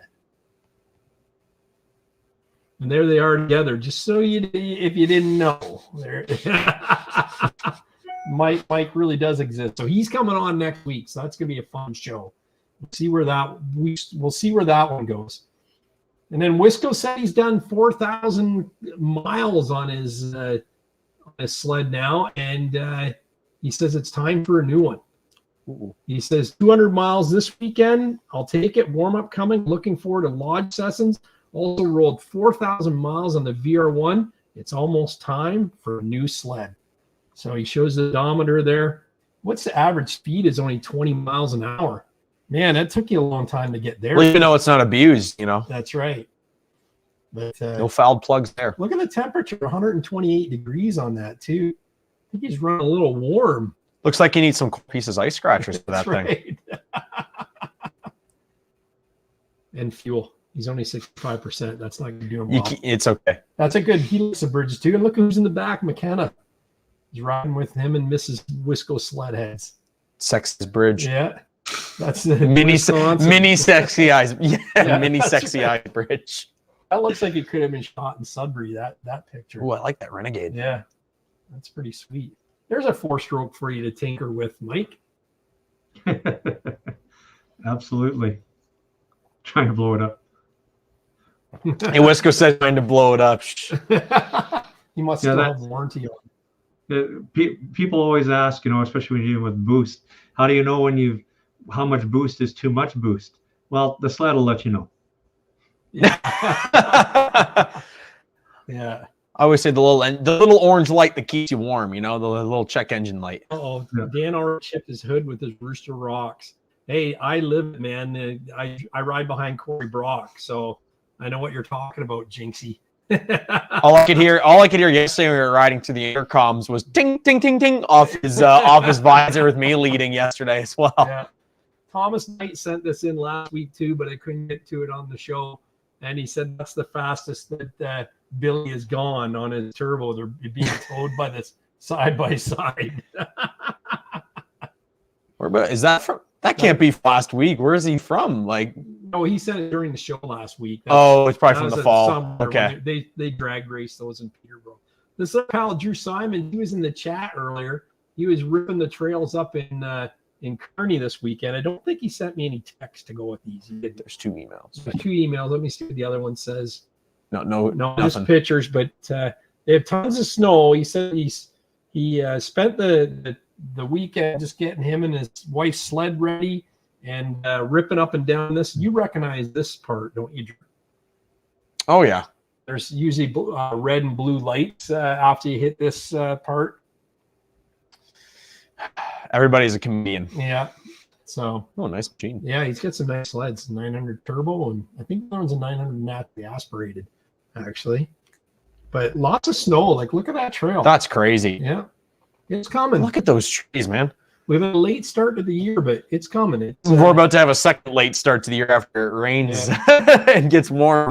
And this is good. This is Edgewater Park Lodge, the Red Canoe Restaurant. Great spot. We love this spot. You can see here there's tons of snow. So anyone telling you there's no snow up north, lying. There's tons of snow up north. The issue in this area is the swamps and the lakes are still a little soft. So hoping this week's going to be softer, but the sled truck guy just commented. He said the trails are in great shape in Kearney. There's lots of snow for it, and they get it. They get snow, especially in Kearney north of there. They get snow every single day. It's awesome up there. Those are my favorite trails. Is that whole band, like the Lake of Bays all the way up to Mattawa area is just such great trails. Always a lot of snow. Yeah. And then this is Fork on Main. Yep. Forks on Main. Forks on Main. Well, just Fork on Main now. They must have changed owners. I thought it was Forks on. I thought it was too. You only get only one fork for your whole table. So it's a battle to eat there, apparently. I think maybe showing us the empty parking lot. It should be full of sleds this time of year, but it's not. Ooh. And then the Odie Sled and Truck guy sent this, and he's been busy working on the trails. And he says a few pics from trail prep this weekend. Fingers crossed, Hill and Gully Trail will open next weekend. So that was sent yesterday. So he's talking about not this coming weekend, but the next weekend, maybe. I don't know. But I hope so too. We are excited to get up there. But look at the snow in those trails, Drew. Yeah, it's just such a shame about the swamps, right? You see these pictures, and we're seeing pictures from our cottage, and it's like we got all this snow, but it's just the swamps are soft. So it's tough, right? It's tough when you see these photos and you get all in. And it's just excitement building. And it's like, are these ever going to open? But it does. Yeah. We rode last weekend of February up at our cottage last year for the first time, actually. But Look at that's right at the groomer shed, isn't it? With the hill and I think that's. Oh no, that's the other trail. 54, 102. Oh yeah, okay. 54. I know where that intersection is. Yep. Look at the paddles on that, dude. Holy cow! It's a free ride, I think. Yeah. Cool. Good. There we go. Yeah, there's the sign better. Yeah. So 102B and 54. I know where that intersection is. Yeah. Pretty cool. Yeah, it's we're looking forward to that. Drew was just commenting today that the have you ever heard of the Rap Tour, Mike? No. It's around Algonquin Park. So you can see it on the sign here. It goes around the Algonquin Park, which is off limits to sleds. And it's almost open. You can almost do a complete loop. There's a couple of clubs, just including Hill and Gully, that got to come on board, and then I'll be ready to go. What's it again? 800 kilometers, 900 kilometers, and there's an alternate route which is a little bit longer, which goes right through our neck of the woods where our cottage is. That's what this map actually has on it. It goes around what's called the Lake of Bays, and there's two routes. There's main and alternate, which is pretty cool. But yeah, it's on the bucket list, but it's tough because it's a multi-day. You can do it in a day. Our friend in the chat here, Corey Jinks, is will tell you all day long about how he does it in a day. But yeah, it's a lot of riding. It's fast riding, hard riding. Well, he said Drew's Corner is about 2 kilometers from that spot. LOL. That's great. Yeah. Make sure if you're in this area on the 102B and near the 54, like where this intersection is, keep a lookout on the left side of the trail. You may see a sign that says Drew's Ditch on it, and viewers a few years ago will know why. Yeah. Nice. There you go. And then someone said ZRT and put an exclamation mark and send us a picture of their nice 600. Wait till you see under the hood of this, Mike. That's a not so greasy triple. Yeah. There you go. That's you could eat off of that triple. Yeah. Mike could be blown away by my buddy's 700 redhead Yamaha. Thing looks like it has like 12,000 K, but you can eat off the cylinder heads, man. Just got to take care of it. That's pretty sweet. There's a lot of nice ones floating around out there still. But there's a lot of ones which have been ridden hard and put away wet, and people want a little too much money for them right now at the same time, right? You got to be vigilant when looking for them. I can't believe how they've come back in like everybody wants one now, like the triple, right? So it's I think it's a lot with the changing I want to say the changing paradigm in the snowmobile industry, where it's now there isn't how do I want to say, like, it's very much going big, powerful 850 turbo, but that comes at the price of about $27,000-$35,000. So, people are having more fun modifying, listening to these things across the field. And, like, for example, like the 99 Mach Z is a stupid powerful machine, would probably do pretty good even with some of these modern sleds if you do some modifications and some tune-ups on them. So I think that's a lot to do with it. It's cheap performance nowadays. I like All Terrain TV. He said it's only because of the sound, not the reliability. That's why we're snowmobilers, though. We've actually seen our cat. Remember that one we seen on the trail on Sunday with the really loud, gnarly exhaust. Oh, that was a full-on race snowcross sled. I don't even think it had any conversion done to it. I saw the yellow headlight and the integrated taillight and the seat, the huge snow flap. That thing was nasty. It was just idling, and it was like sounded like it was going past 100 miles an hour. Yeah, it was gnarly. Yeah, pretty crazy. And here we are. You actually had a comment about this photo I chose there, Mike. Would talk about that? Yeah, it was funny because you mentioned you just went on the socials and kind of randomly picked a photo from that I had posted up there, and the fellow in the foreground there of that picture riding that Assault, I'm not even sure who that is. He was some unsuspecting fellow, but this is at a race last year, and the sled in the background, the F7, that's actually my wife on that sled. And at that particular point in time, she's laying a spanking on that guy too. So awesome. She is very competitive. She would come around with me to races. She grew up in the Victoria area on the island in BC, and there's no sledding around Victoria, so she had no exposure to snowmobiles or anything. And and when we started getting together, she was tagging along with me because I'm gone just about every weekend during the wintertime racing, and she noticed that there was quite a few ladies that were drag racing too, and they tend to do quite well because on average they're a little bit lighter, and it's kind of a proven scientific fact that they actually have better reflexes on the light. A lot of drag racing has studied that. She said, well, I'd like to try that. And I'm like, holy cow, that's pretty cool. But you've never ridden a sled in your life and you want to go racing. So so I'm just driving a straight line. How hard can it be? Yeah, that's right. so Just make the throttle an on-off switch. Like no matter how much throttle you give it, it's 100%, and then you're good. And thankfully, that's kind of the way she goes. She's either dead stopped and relaxed or wide open doing stuff. And her strategy works really well drag racing because she doesn't know what half throttle is. I'm not even sure she understands that you can actually moderate the speed in there a little bit. So yeah, she does quite well. And we've had a couple or three sleds for her over the years, but she's also pretty small. So a lot of the newer style sleds, stock sled, they sit up pretty high, and so she likes to be a little closer to the ground. It's a little bit safer. And so we went with an older one. And back in the mid 2000s, Firecat was a game changer in the industry, regardless of your brand loyalties. And at the time, I was more of a Polaris guy, but the Firecat, the F platform, was a total game changer in the industry, especially in the drag racing world. They were just that much more efficient. Engine had gobs of power for its displacement, and so I've got her set up with she trail rides that one. That's her trail ride. Instead, every once in a while she lets me on it, but yeah, that's her laying a beating on somebody at a race last winter. So that's great. Yeah, looks like she treated them. Yeah, she got out there, but the sled set up pretty good too. So it's sometimes we make up for her lack of experience with the sled setup and try and get a combination going. So yeah, there you go. Jarrett White says so many people love those F7s. Pete 2 might be time to turn the Kijiji notifications on. LOL. And I said I already have them on. Keep off. The video where we go to Turkey Point, we rode with a guy, just picked one up. That was back in the day, though, and it was a steal for $2,300.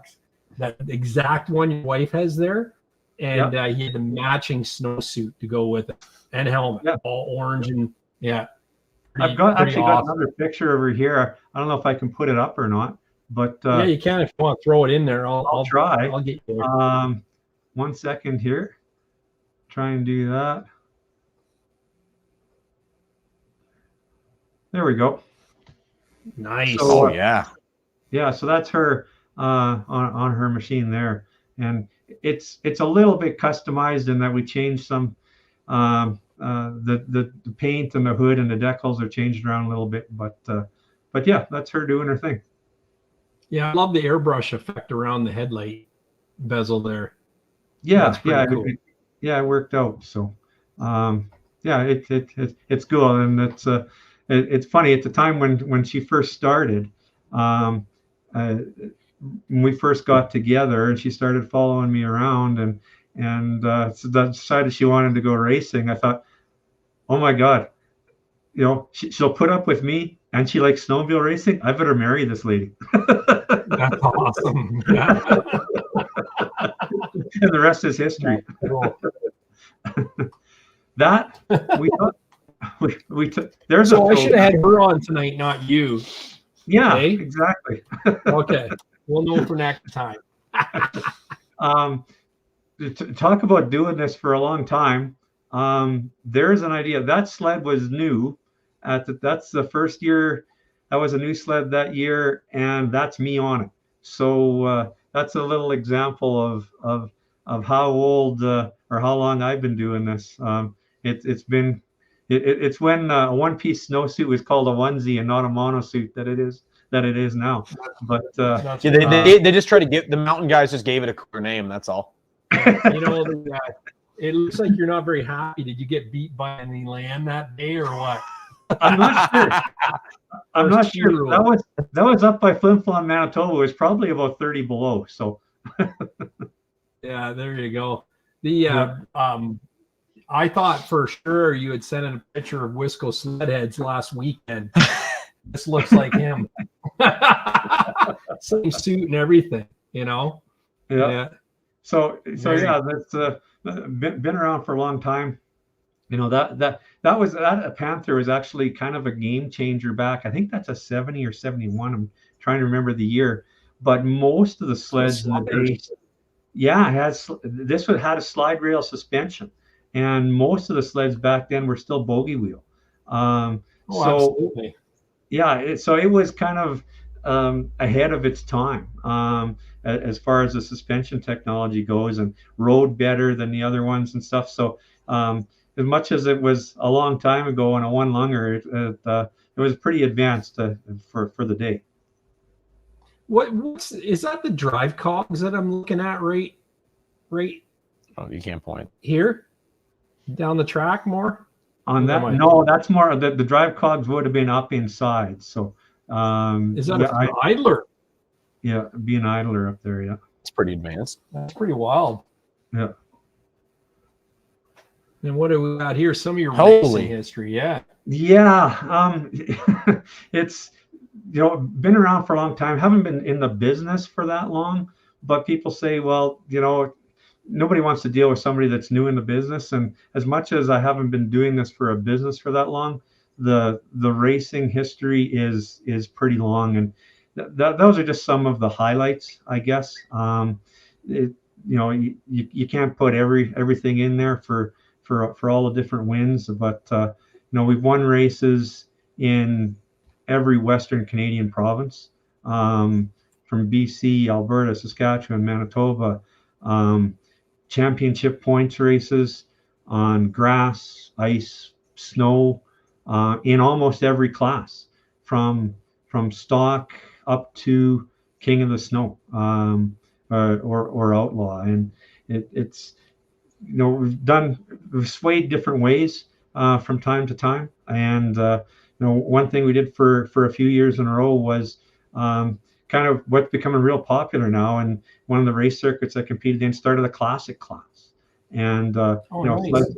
sleds that were 95 and older. The greasy triples fit right in there, and we're trying to promote and grow the sport because it's a less expensive way to get into racing. So, for example, a new sled, what's a new 850 Turbo R? After tax in Canada, 30 grand. Accessories and taxes. You could have, if you're racing classic sleds, you can have a trailer full of them. You could probably have 4 or 5, for that much investment, and go racing and have some fun. So we did that for a long time.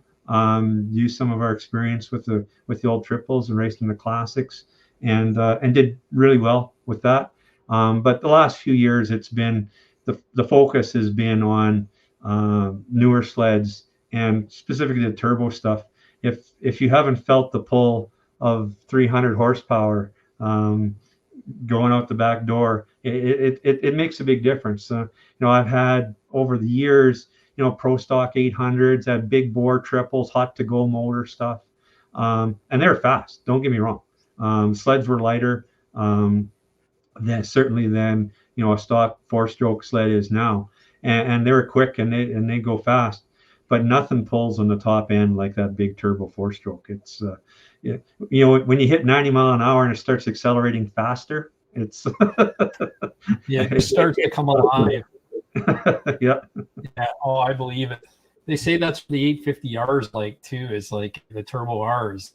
It's just linear and it's ready to play at any speed, you know.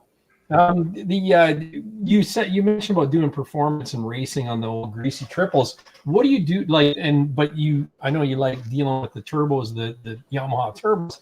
What do you do to a greasy triple for performance wise to squeeze more out of it? Well, a couple things. Once again, a lot of times now guys have already had some motor work done, because these engines have been around for a long time. I mean, they haven't been produced for 20 years. So chances are they've got a set of pipes and some engine work and stuff done on it. So at this point, it's helping with their efficiency. So things like in the drivetrain and the skid. I used to do some porting and engine work on the insides, and was very successful with it. We use computer programs to help design the intake and exhaust ports and that sort of thing. But it's a small part of the market, there's been nothing new produced there. So we've kind of gone away from that, from the pure race sled thing. And there's some really good companies that are still doing some work in that and doing the research and development. Intomasi would be a good example of a Canadian company that's still doing that. So so rather than compete there, we've moved on to a little bit different kind of a segment. So very cool. I love these wedges. It's a great picture. Bunch of wedges lined up. It's the history. Once again, it's not current, but that was the 4 sleds in our race trailer for a few years. They each had a special place. That was a 93 XLT SKS. That was the first full production year of the XLT. A 93 Storm SKS. Once again, first year for the Storm. 750 that we boarded out to 800. A 91 650 full race motor. I was making about 175 horsepower with that 650. And then the first, it was a 10,000 RPM race engine. That's you wouldn't want to trail ride that one far. No. And then the 95 XCR at the end there, that was one of the ones that my wife drove. But that was a lot of fun. We went through 2 or 3 years like that. Kind of that, just pointing back to some of the racing heritage of where we got to how we are now from where we were before. Yeah. Do you still own these? Like, do you? Have I wish I did. I wish I did. Oh. Each one of those has been sold. And it's funny because I've never had trouble selling a sled. I have trouble storing them. I don't have a lot of storage space to put things. I wish I had more space. But I guess because I've been around for a while, anybody, if they get an inkling that, hey, that sled might be for sale, it tends to go fairly quickly. So oh, I bet, right? Yeah. Man. Yeah, that's funny. You went from Polaris to Yamaha, though. Like, you're getting there. You're honing in. Like, soon you'll be to Skidoo, the good side. Yeah, I took a lot of heat over that. It was for years and years. I raced Polaris and towed them with a GM truck, and then in the same year I switched to Yamaha on a Ram pickup. I had people all over me from every side of it. What the heck is going on? And I took a lot of flack over it. This picture is kind of actually brought back from the grass racing days. A lot of times, you talk about guests on the show, and they got into it as a family sort of thing, and maybe they did some racing or some competition or some sledding because their parents were in it, their dad was in it, right? It was kind of the other way around. My parents snowmobiled, and we used it, and he ice fished and planted nets in the wintertime, and it was more of a utility sort of thing. But I kind of drug my dad into snowmobile racing. And he was in his 60s when he did his first race on grass. And so I set up a sled. Yeah, it was really, really cool. And so I set up a sled for him, and we got him going. And we raced in Pruden. We actually had a couple. We had matching sleds, and we went out and raced together a lot, and that was a lot of fun. So that's a picture of me and Pa there. Yeah. That's cool. Yeah. Very neat. I love it to get hooked at 60 years old, right?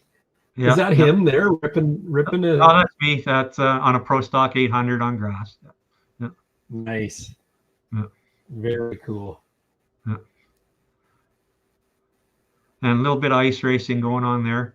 That was the year that I won a championship with a 600 triple on ice.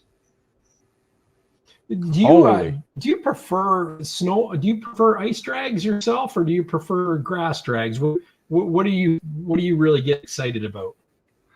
I get excited about snow now because you can do more of it. But my favorite is grass because it's warm. Yeah. Yeah. And if you need to work on something, you're not freezing your hands off when you're doing a trackside adjustment. So, yeah, no, grass is a lot of fun. I like grass a lot. And, you can sit back in a lawn chair between heats if you're not fixing something that's broken, and it's a good time. Yeah. There you go. There's still a chance for you to go gray racing. Oh no, he said for Gary to go racing. There you go. That's what it is. We're all thinking it. What is what's that sled in the background there? That's pretty wicked. It was like a formula or something converted, Yeah, like a mock. Just absolutely. Yeah, that'd be open mod.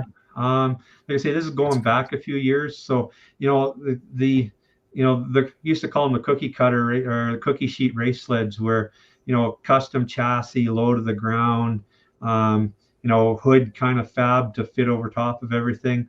That was the hot sled on the ice at the time. We've kind of gone away from there. And if you look at the Snow Outlaw stuff, it's a little bigger, a little wider, little bit higher. I mean, the power plants are bigger, right? The engines are bigger because most of them are, big 4-strokes. But at that time, the hot ice sled was that cookie sheet open mod style. Yeah, right on. Very cool. I mentioned we had a couple of sleds that were set up almost the same. So that's one of my favorite pictures. We're sitting on a starting line waiting at a grass race, and that's that's me and my dad in that picture. And we hardly ever got to race each other because as much as they look the same and they were both set up as improvers, his was actually a 600, what it said on the hood. Mine wasn't. It was substantially more than that. My friends kind of affectionately called it the 6-ish. I had one guy write it with a marker on the hood one time at a race. But this was a particular one. There's kind of a break, and they had some grudge racing going on, and so we grudge race each other, and that's kind of one of my favorite pictures because you can see it there. Yeah, that's very cool. What do you use for clutching on your high horsepower kits? It depends on exactly how high the horsepower is. Your stock clutching on the turbo setups is good up to about, with some changes in the weights and springs, obviously, you're good up to about 300 horsepower. After that, you're going to be looking to get out of a stock primary clutch.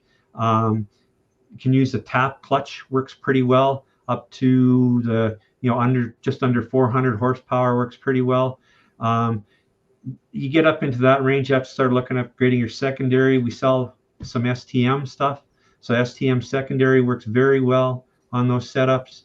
And you get over 400 horsepower, and then you're pretty much looking at a STM combination. Currently on our top sled, we're running an STM 8-arm on the primary and an STM secondary. Pretty cool. Yeah, there's more in clutching on the top sled than there was in both these classics. So right on. Right on.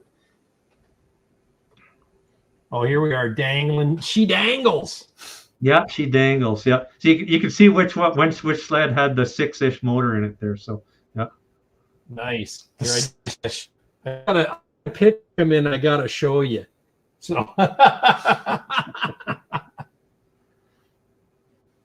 from one of your fans.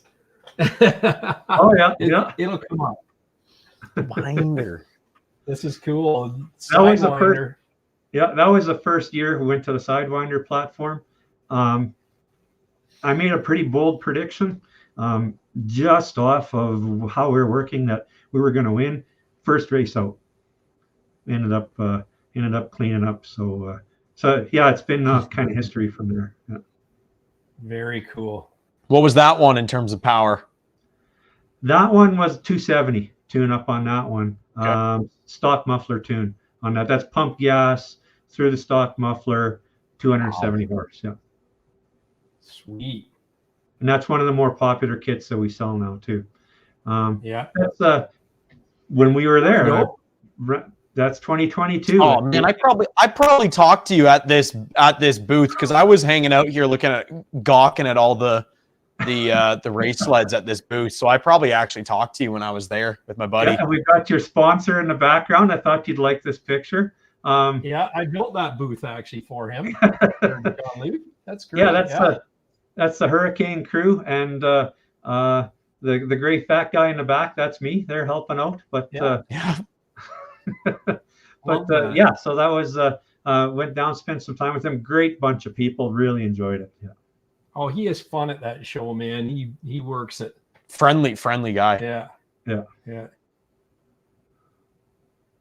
So this was at Edmonton this fall. The biggest show in the West is the Edmonton Power Sports Show, and Dave and his wife Elaine came out and gave us a hand at the booth out here. Myself and a fellow from Wetaskiwin, Alberta, Dwayne Hines is the other fellow in the red and black shirt there. Gives me a lot of help with some of our parts testing and development, and he has a really great farm too. That we not only is he a great friend, but we go and we test on his property. So it's it kind of leads to the name of the orange sled in the background there, the King Cat. We nicknamed it the Farm Sled, and it works really great for going out and checking on the cattle when you got to get there in a hurry. Yeah, that's right. If every farmer could have one of those, right? Yeah, they'd have more to bitch about. You know?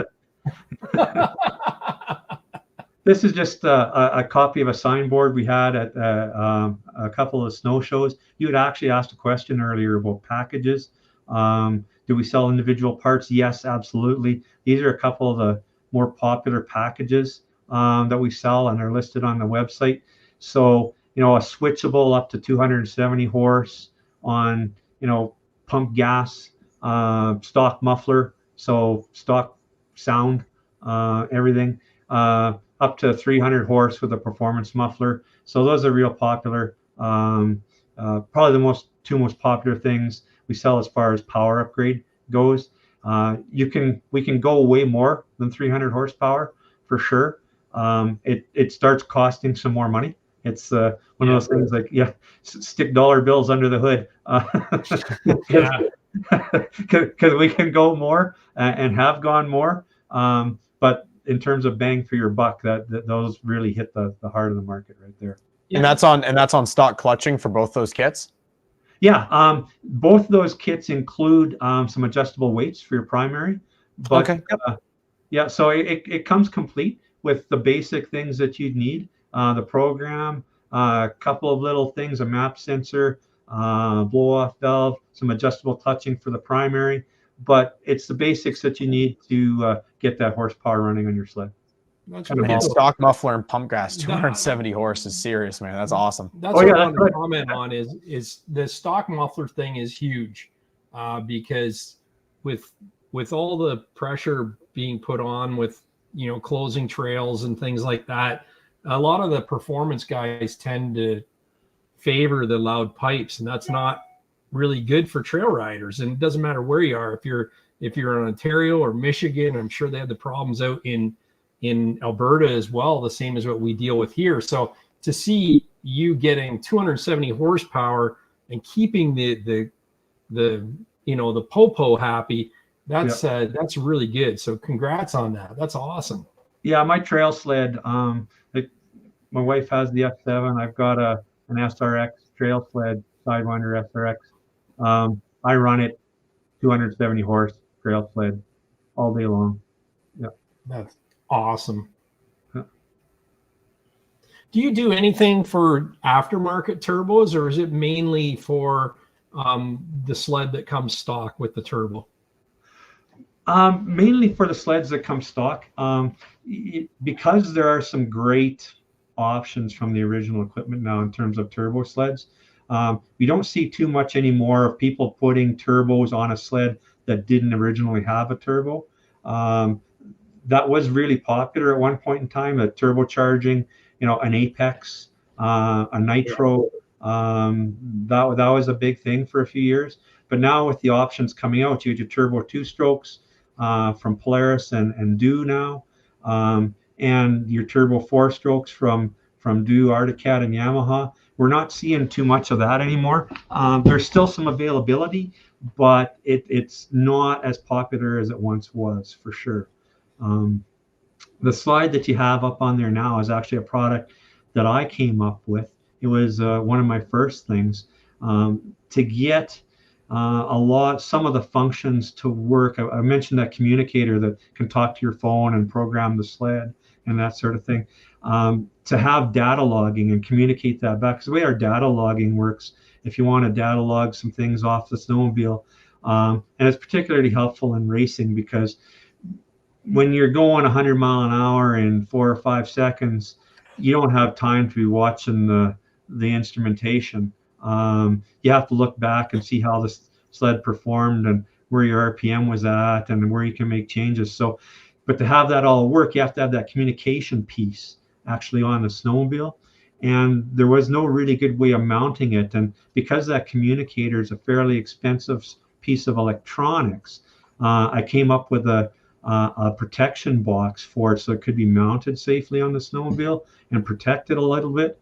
And so if you're using it either long-term trail because you're going to store different tunes in it, or maybe you're going to use an aftermarket launch control that we offer, or the data logging is a big one. Now you've got a safe way to mount it on the snowmobile. So that was one of my first unique products. As far as I know, nobody's got anything else like it.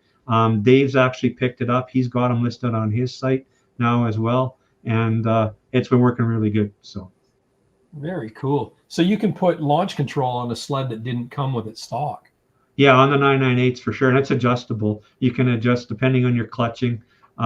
You can adjust your stutter point and where it holds that and how much boost you want it to make. And yeah, it's easy to get carried away with it. Right if on. you're be careful. What's that? Do you mind if I ask what that tool's worth there, right there, the flasher? Well, the flasher is $700 and some, the communicator part. Cool. That was one of the driving forces behind coming up with the idea to offer some protection and a good way to mount that on the snowmobile, because you really don't want to have it bouncing around the bottom of the belly pan when it's that much money. So yeah, and Jarrett says data logging is huge, makes it easy for you guys if customers have issues. That's very true. 100%. Yeah, you can say, what's it reading? What are we looking at? Yeah, there we go. Oh, is that the? Oh, here's your little bearings. That's cool. Yeah, that's an example of the bearing there. That's the packaging, how you get it when you order them. That's an example of 6004 bearing. One of the most common ones for idler wheels in the chassis. It's the standard bearing on most Ski-Doos in the rear axle and on the front idlers as well. So that's an example of the bearing. We kind of talked about that story, but that's the bearing product right there. Yeah. Nice little package it comes in. You almost would want to give it to your wife at Christmas time. You think she's getting jewelry. Well, it's a premium bearing. So when I was coming up with it and doing the testing, we don't sell them because they're the least expensive bearings on the market. They're extremely competitive for what they are in terms of their performance, but yeah, it should come in some nice packaging if it's going to be a little bit more money. So yeah, true. Make you feel like you're getting your money's worth, right? Yeah, exactly. Let's be fair on that and go ahead now. What the picture you got up there now, that's actually a combination of items. The wheels, I mentioned that I have a partnership with Trick Toys out of Ontario. Yeah.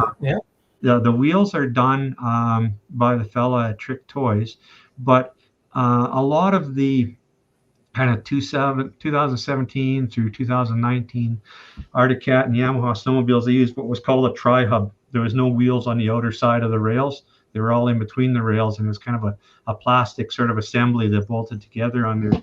So it became real popular for the trail and crossover guys to put a fourth wheel kit. So you have the wheels on the outside as well. It's more support back there. There was a question from one of the viewers earlier about the strength of bearings and that sort of thing. And anytime you go from 2 wheels to 4 wheels at the back, it spreads that load, and it's more stable for a trail sled or a race sled. So the manufacturers used to it was very common. They had an accessory kit that you could bolt on, but that's getting hard to find. Matter of fact, if you go to Yamaha now, and I've tried to go to their site, they don't. They say it's on permanent back order type of thing, which means you're probably never going to get it. And it's getting harder to get. So I thought, and some of these sleds, they can say a new turbo sled after tax is 30 grand. So, even a used one, a nice used one, if it's 17 to 20, you want to have a nice wheel kit. Good question there. Thanks for the comment. So what I did is I came up with this exterior kit. Had a custom CNC machine, the standoffs to go on it. It comes with the highest quality, grade 10.9 bolts and hardware. And then inside the wheels, I put in the ceramic hybrid bearings that we were talking about earlier. So it's the nicest outer wheel kit on the market. It's not the least expensive. I'll admit that. It's competitive. It's competitive, but yeah, it's the nicest one out there for sure. Yeah, all for sure. That thing, All Terrain TV said those wheels look slick. What do they cost? Visit the website. There it is assembled. That makes this picture makes it all make sense. Yeah, and that's actually the inner part of the assembly. I mentioned that there was that the Procross chassis used kind of a plastic combination where the wheels bolted together. This is a replacement and an upgrade for that. So what it is, it's a bigger diameter axle in the center that they actually went to on a very limited number of sleds at the run. But if you know the right sled and you can pick the right order and you can get that part from the manufacturer. So I get the axle from Arctic Cat and then press on the billet wheels for more strength, looks, performance with the ceramic hybrid bearings, and it makes for a real top quality, top notch replacement for the original tri-hub plastic assembly. So that's pretty awesome. Yeah, there's a video on. I think I've got it on the website too, and on the socials where I take that and I give it a finger spin on the wheel, and you can just watch it, and it seems like it goes forever because it keeps turning and turning and turning and turning and turning. Yeah. Right on. When you add a big wheel kit, do you have to change the adjusters or track, or will it all automatically adjust into your stock track? No, it depends. If you're just going up a little bit in size, you can put a little bit bigger wheel. Usually there's enough room in there.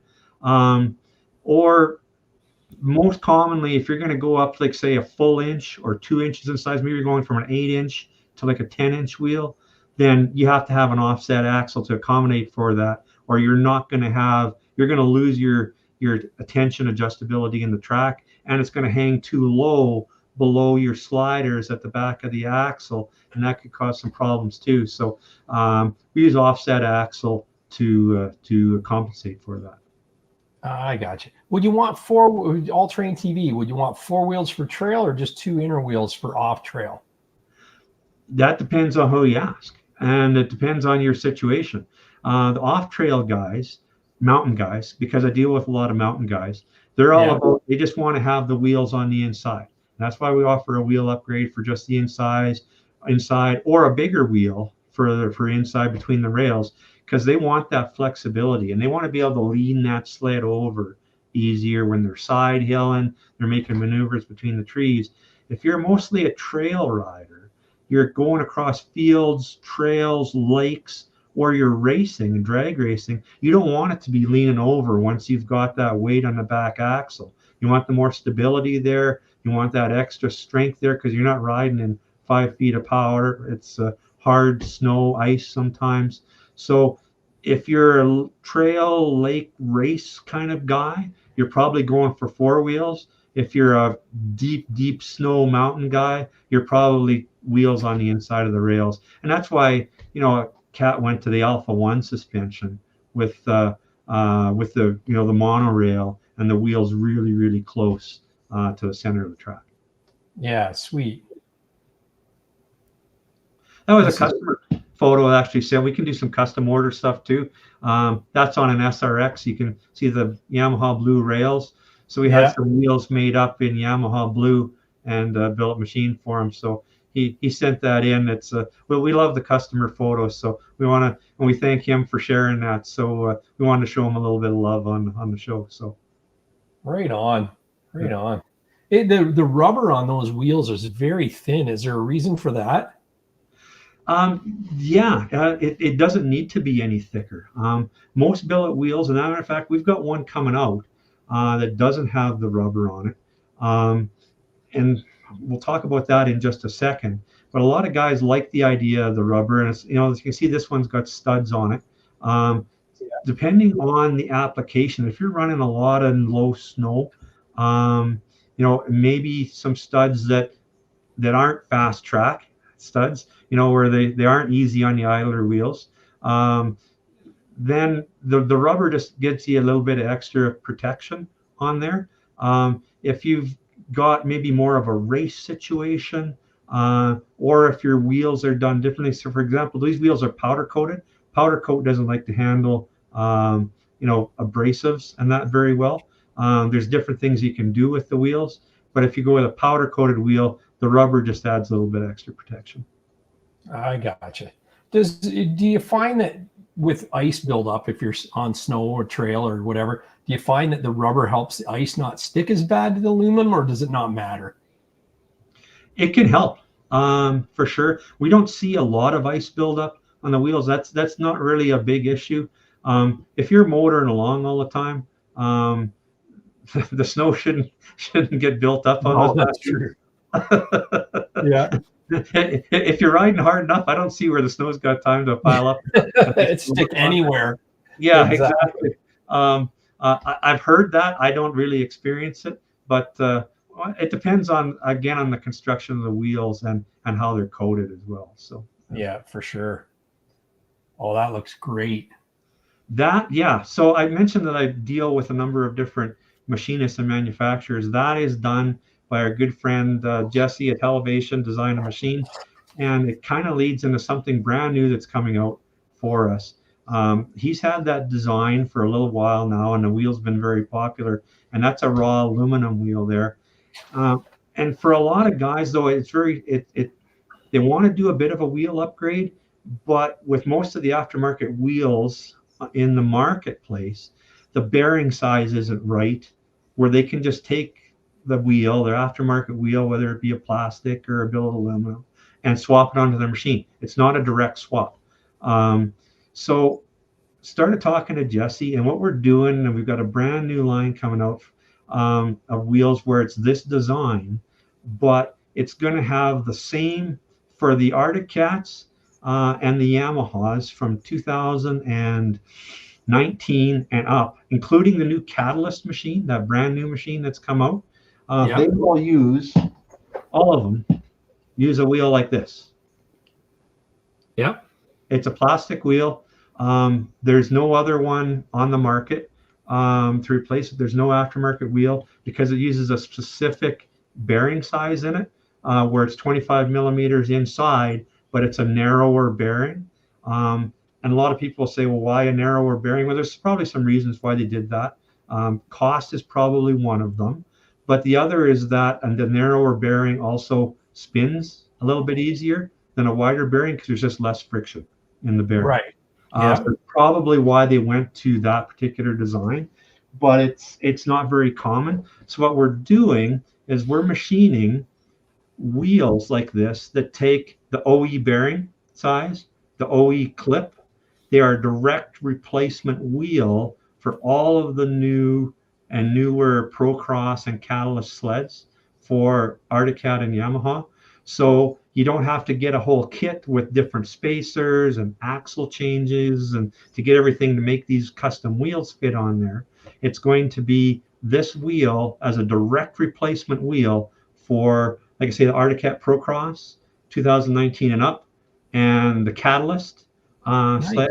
Once again, not the mountain sledge, because the mountain sledge use the Alpha 1 with the 10-inch wheels on it, but and the new Yamaha sleds too. So all the Sidewinders, SRXs, all that uses that same wheel. There's two different sizes. The 146 tracks use a different size than some of the other size wheels, but we're going to offer both sizes, and it'll be a direct replacement. And that's the prototype wheel there. They aren't going to, that's a raw aluminum wheel. They are going to be hard anodized in black. So some of those questions that you asked about durability with the rubber and potential ice buildup, we're going to be giving them an extra coating with hard anodizing. There's a couple of different types of ways you can anodize things. There's 2 different processes. A lot of people aren't aware that they think anodizing is anodizing, but there's some different ways that you can anodize things. And so we're going to go with the hard anodizing to strengthen that outside, and it'll make it look awesome. So we're really, really excited about that. Production is underway right now. We're expecting availability in the next 2 to 3 weeks on that. Cool. And once again, it's a custom, stronger aftermarket wheel as a direct replacement.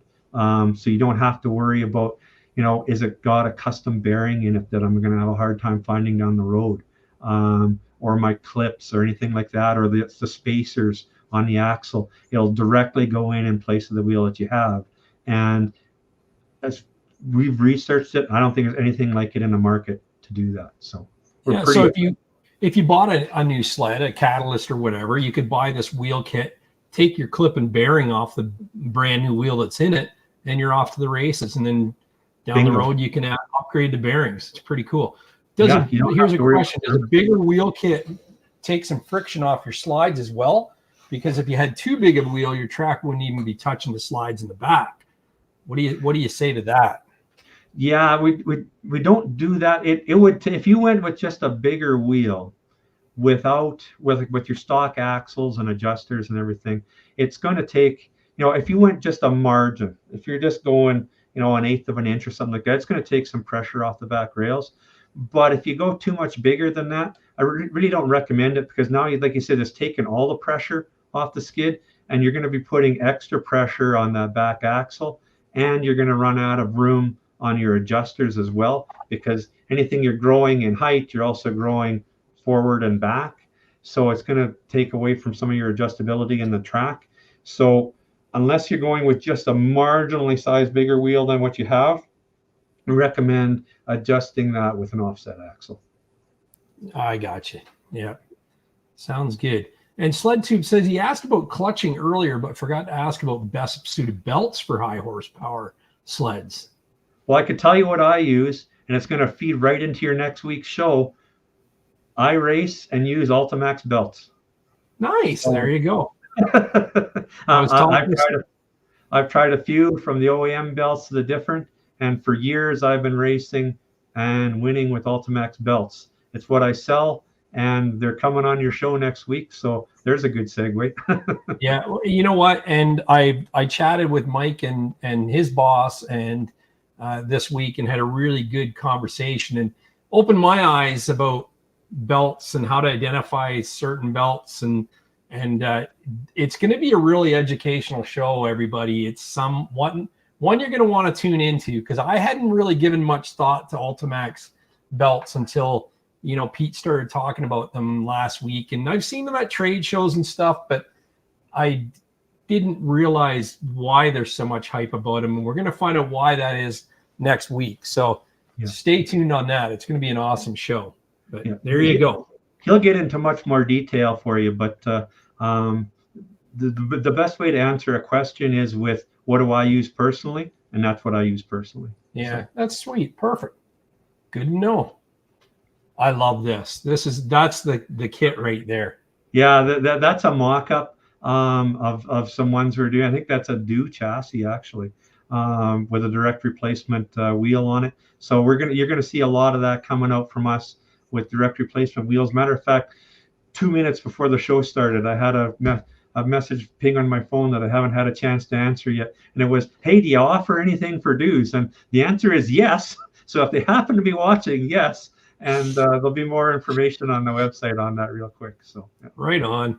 Well, no rubber on those wheels at all. That was a good point. That was and then All Terrain TV says, makes sense. I'm going to look into that for my Mach 1 and Exciter. Do you have parts for some of the common vintage sled, Exciter, 97 Mach 1, that type of thing? Yeah, we can certainly do wheels for those. I get asked about that quite a bit. most of the sleds in that era started out with like a 6 3/8 wheel on the back, and yeah, we can upgrade the size of those.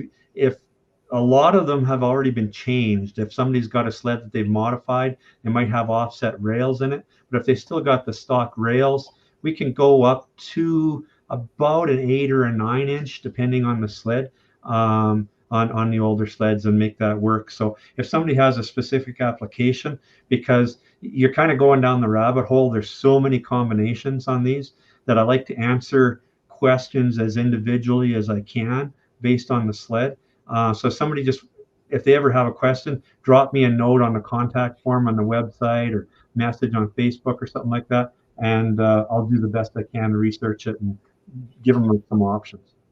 Right on. You know, the number of wheels I've seen torn apart, the rubber on them, like this no rubber wheel makes perfect sense. Yeah, a lot of the racers like it, like the real super high speed guys, drag racing guys, like the no rubber on the wheels, and they go with the all aluminum. Yeah, oh, for sure.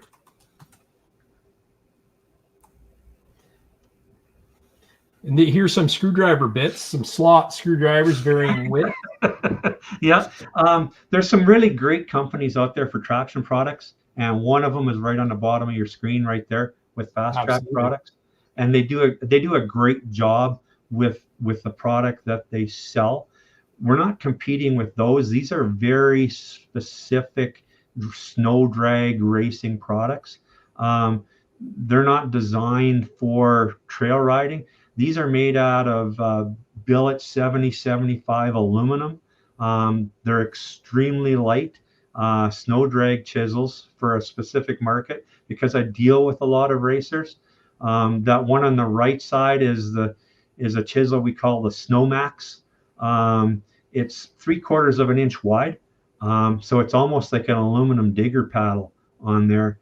And it's a game changer for snow drag racing traction. So we sell 3 different versions of it right now.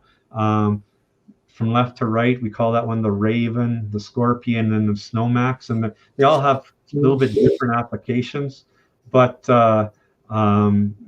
yeah, when it comes to snow racing traction in a straight line, they're not going to help you cornering, and they're not going to help you slow down. But Maxceleration Racing, that came from 2 words jammed together, maximum and acceleration, and that's what we're about. And those are extremely popular products for us. And just in the last month, I've shipped out thousands of those. That's awesome. When you're studying a track like a 137, let's say, drag sled, how many of these would you put on it? Well, that's a real conversation that I like to have with people, because it's not the same as studying with traditional trail type studs.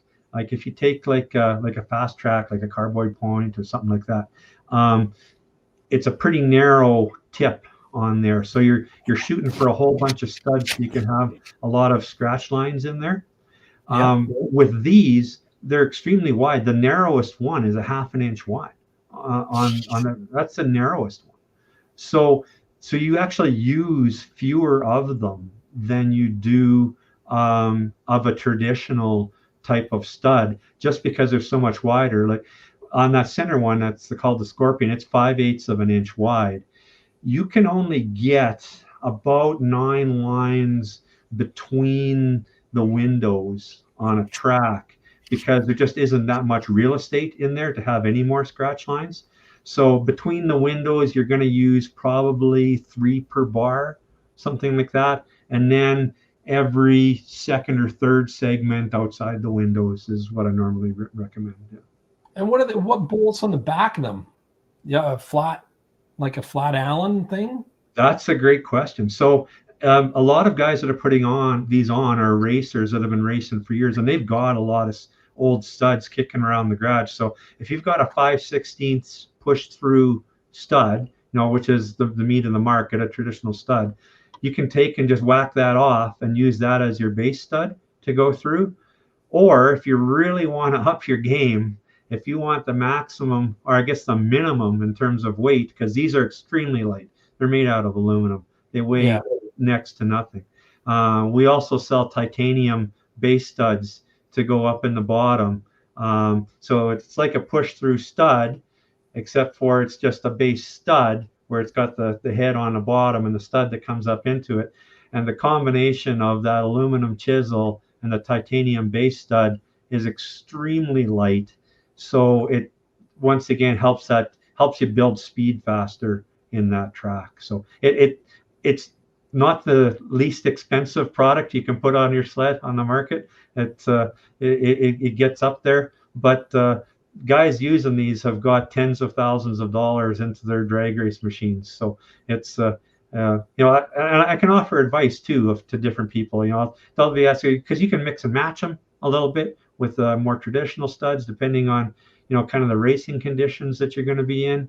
And I had one fella, it was a good call. I was talking to him on the phone, and I said, well, we could do this, we could do that. I could save you a little money. He went with like this type of thing, and I gave him some options, and he just cut me off middle of the sentence. He said, yeah, but I want to win.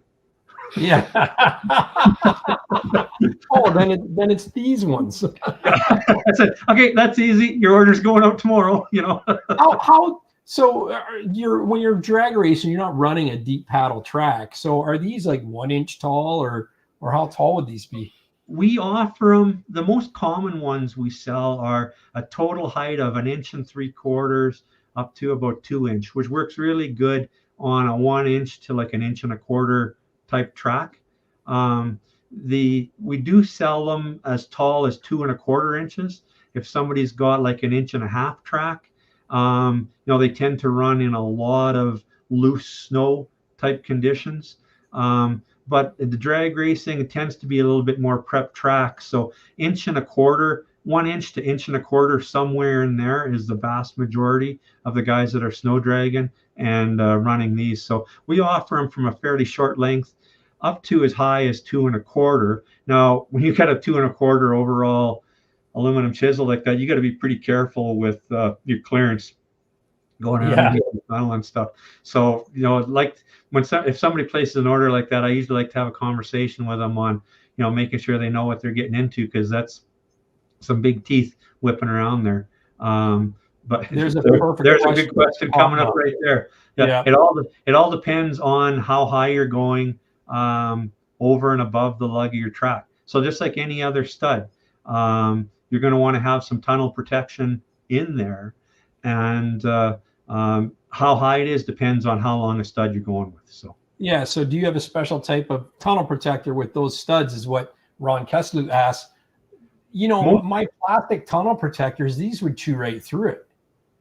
Well, you wouldn't want to have them in where like over top. Say if you have the tunnel protector type where it's down the center, you wouldn't want to have that plastic type. But if it's above the windows, like if your tunnel protectors are above the windows and you got a style of track that still has some paddle over the windows.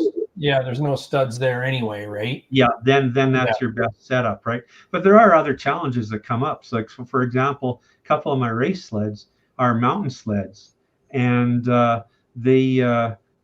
nobody in the world builds a tunnel protector for a mountain sled, because why would you want a tunnel protector on a mountain sled, right? I mean, what are you doing on a mountain sled? Well, it's because there's goofballs out there like me that they race 159-inch tracks on a mountain sled. So I've had to do some custom stuff on that. But Well, I bought a Polaris one time, a 500, and you know what it had for tunnel protectors? A couple classic hockey sticks screwed up there. Yeah, Sherwood PMP. So you're a couple co-hosts. Or they might have been Sherwood actually, but you're in luck when you can do that. Greg Kelly says, "What's the number of ply in your track?" That is an excellent question. That's a very well educated question. These are designed for 2-ply tracks. A lot of the new tracks out there are 1-ply, but these are designed as a racing product, and if a lot of sanctioning bodies for races will specify an R-rated track, and all the R-rated tracks for racing are 2-ply tracks. So we recommend these in 2-ply tracks. There's if you really want to go with a 1-ply, there's some ways around that. So but it's, if you're running 500 horse through a track and you've got chisels in it, I just recommend a 2-ply track. Yeah, absolutely. All Terrain TV says Gary knows the part numbers for the hockey sticks if anyone wants to know. Yeah, P50-30s probably work good. Yeah. That's a better shot. Now, were you hammering on the slot screwdrivers to bend the tips like this, or hand done every single one of them? Though that's the way they come out of the machining. That's beautiful. So the one in the middle, that's actually on a standard backer. So we make the chisel part down to where you can see the nut style is on it, but you can use any kind of standard 5/16 backer on there. So that makes that style the least expensive of the three. The other two, you don't need a separate backer because they've got the base built into them, so the support plate is built in. The one on the left, that's a Raven. It has the most penetration, and actually there's an angle machined into that as well. If you notice, it's actually leaning forward just a little bit on that one. Yeah. When that penetrates and it really hooks, your track is going to flex just a little bit under the power, under the drag of that stud. So that angle is machined in there so that when it flexes, the track flexes, it stays flat in your thrusting surface rather than bending back. That's cool. And you know what? I was wondering about that middle one, because the outer ones have it's really designed for looks. I mean, if you've seen those on a track, you'd be like, wow, that's sexy. And the middle one just is like an afterthought, but I can see the stock backer on there now. Yeah, very cool. Yeah. So that's just that's a photo. I forgot I sent that to you, but that's the photo of the wheel that's on all those new machines that we're gonna offer the replacement for. Wow, how ugly. No, they don't have rubber on those, right? That's just a plastic. Yeah, wheel. that was just straight plastic. So and it's not even real thick plastic. So there's been quite a few reported failures on it. And that's why we came up with the idea of, hey, let's make a nicer wheel, an upgrade to the look of it. I mean, if you're spending 30 grand on a sled, let's make it look like you spent 30 grand on a sled, and give you some performance improvement as well. So yeah, there you go. Do you have to index all those studs the same direction? Yeah, I mean, you want to have them straight in there for sure. Yeah. Yeah. Perfect. Oh, this wheel is just what's wrong with the industry. Seriously, it seems like since COVID, the manufacturers have gotten cheaper with some things, right? And they do such a good job in some areas, and in some areas they just, there's room for improvement for sure. And when I looked at it, I thought, well, here's room for some improvement right here. And what can we do about it? So, yeah, very good. And no bullshit was saying earlier that he almost feels like a guinea pig because the manufacturers keep changing things and they won't stick to one thing, that's working. It's almost like they don't know themselves and they're just kind of throwing mud at the wall and seeing what sticks, right? Yeah, and. We lived through this wheel for a few years with the Procross chassis, and then they released the new. And I thought, okay, we have some options. There's options I have that can replace that on the Procross, but I didn't really go any further with it under that direct replacement, same bearing size, same clip type of easy swap scenario. But then when I saw them come out with the Catalyst, and I went digging in, and it's the exact same wheel on the new Catalyst. So okay. This is going to run for a few years now, so it's let's see what we can find as an upgrade. So there was nothing out there, so we're building it. Yeah, that's great. Oh man, does it ever make the sled look better too? Yeah, pretty crazy. Oh, you should have shown this. It's your trade secret. Someone's gonna shoot this with their iPhone and start 3D printing these. Yeah, I'll be back in 5 minutes with the CAD file, Dad. Hold on. Leave this up a little bit longer. I didn't know if we were going to have an actual picture to send you because the production is just starting on it. But yeah, that was an actual phone shot of the computer screen as it was in the design stage. Yeah. Very cool. Good work. They really nice design too. The style is awesome. Right? Yeah. You should make them look like Krager SS's or something like that too. For guys like All Terrain TV, he'd buy a set in a heartbeat. Yeah, exactly. Put a dish on them. That'd be cool. Big offset. Yep. Yeah. Get some spinners on there. Yeah. Yeah. So yeah, anyway, we saw some pictures of my wife racing earlier, but that's actually my old body on that one. That's just one of our demonstration sleds. I call that one the farm sled. I don't know if you've ever watched any Street Outlaws on the Discovery Channel. Yeah. If you're a fan of street racing at all in the automotive world, there's a relatively famous truck called the farm truck. It's orange. It's not necessarily the newest thing out there, but before it got a reputation and people kind of realized who it was, the truck looks like a stock truck. Yeah. Matter of fact, the old beat up stock farm truck. It does, yeah. And when we did the testing on this one on the farm, the goal was for this project as a halo sled to take a sled that looks stock. And with the exception of the billet wheels that I've got on the back of it, I mean, it's stock. It's stock seats, stock headlights, stock. I got the luggage rack on it, stock skis, stock fuel tank, stock handlebars. Got the mountain grab bar on it still from the King Cat. It looks stock, but how much power and how fast could we make a stock sled, and make it rideable? So, with some changes, if you really wanted to trail ride it, you could. If you wanted to go in the mountains, take an afternoon, swap the track, take it out in the mountains. This is how we finished up. It's 500 horsepower. Jeez, it's probably a little bit north of there. The dyno package came out at 36 pounds of boost. It was making like 478 in there. Going down the track with a ram air intake system, we're seeing just over 40 pounds of boost. So a conservative estimate is that we're pretty certain it's making at least 500 horse. So I'm just calling it 500 horse. And sled's hooking up. Yeah, that's got a set of those Scorpion chisels in it that we were just talking about. So that's wild. Sled Tube says, how do you set up the suspension for drag race? And that looks like crazy transfer. Yeah, and actually right there, that's a bad setup that I've got there. It's transferring too hard.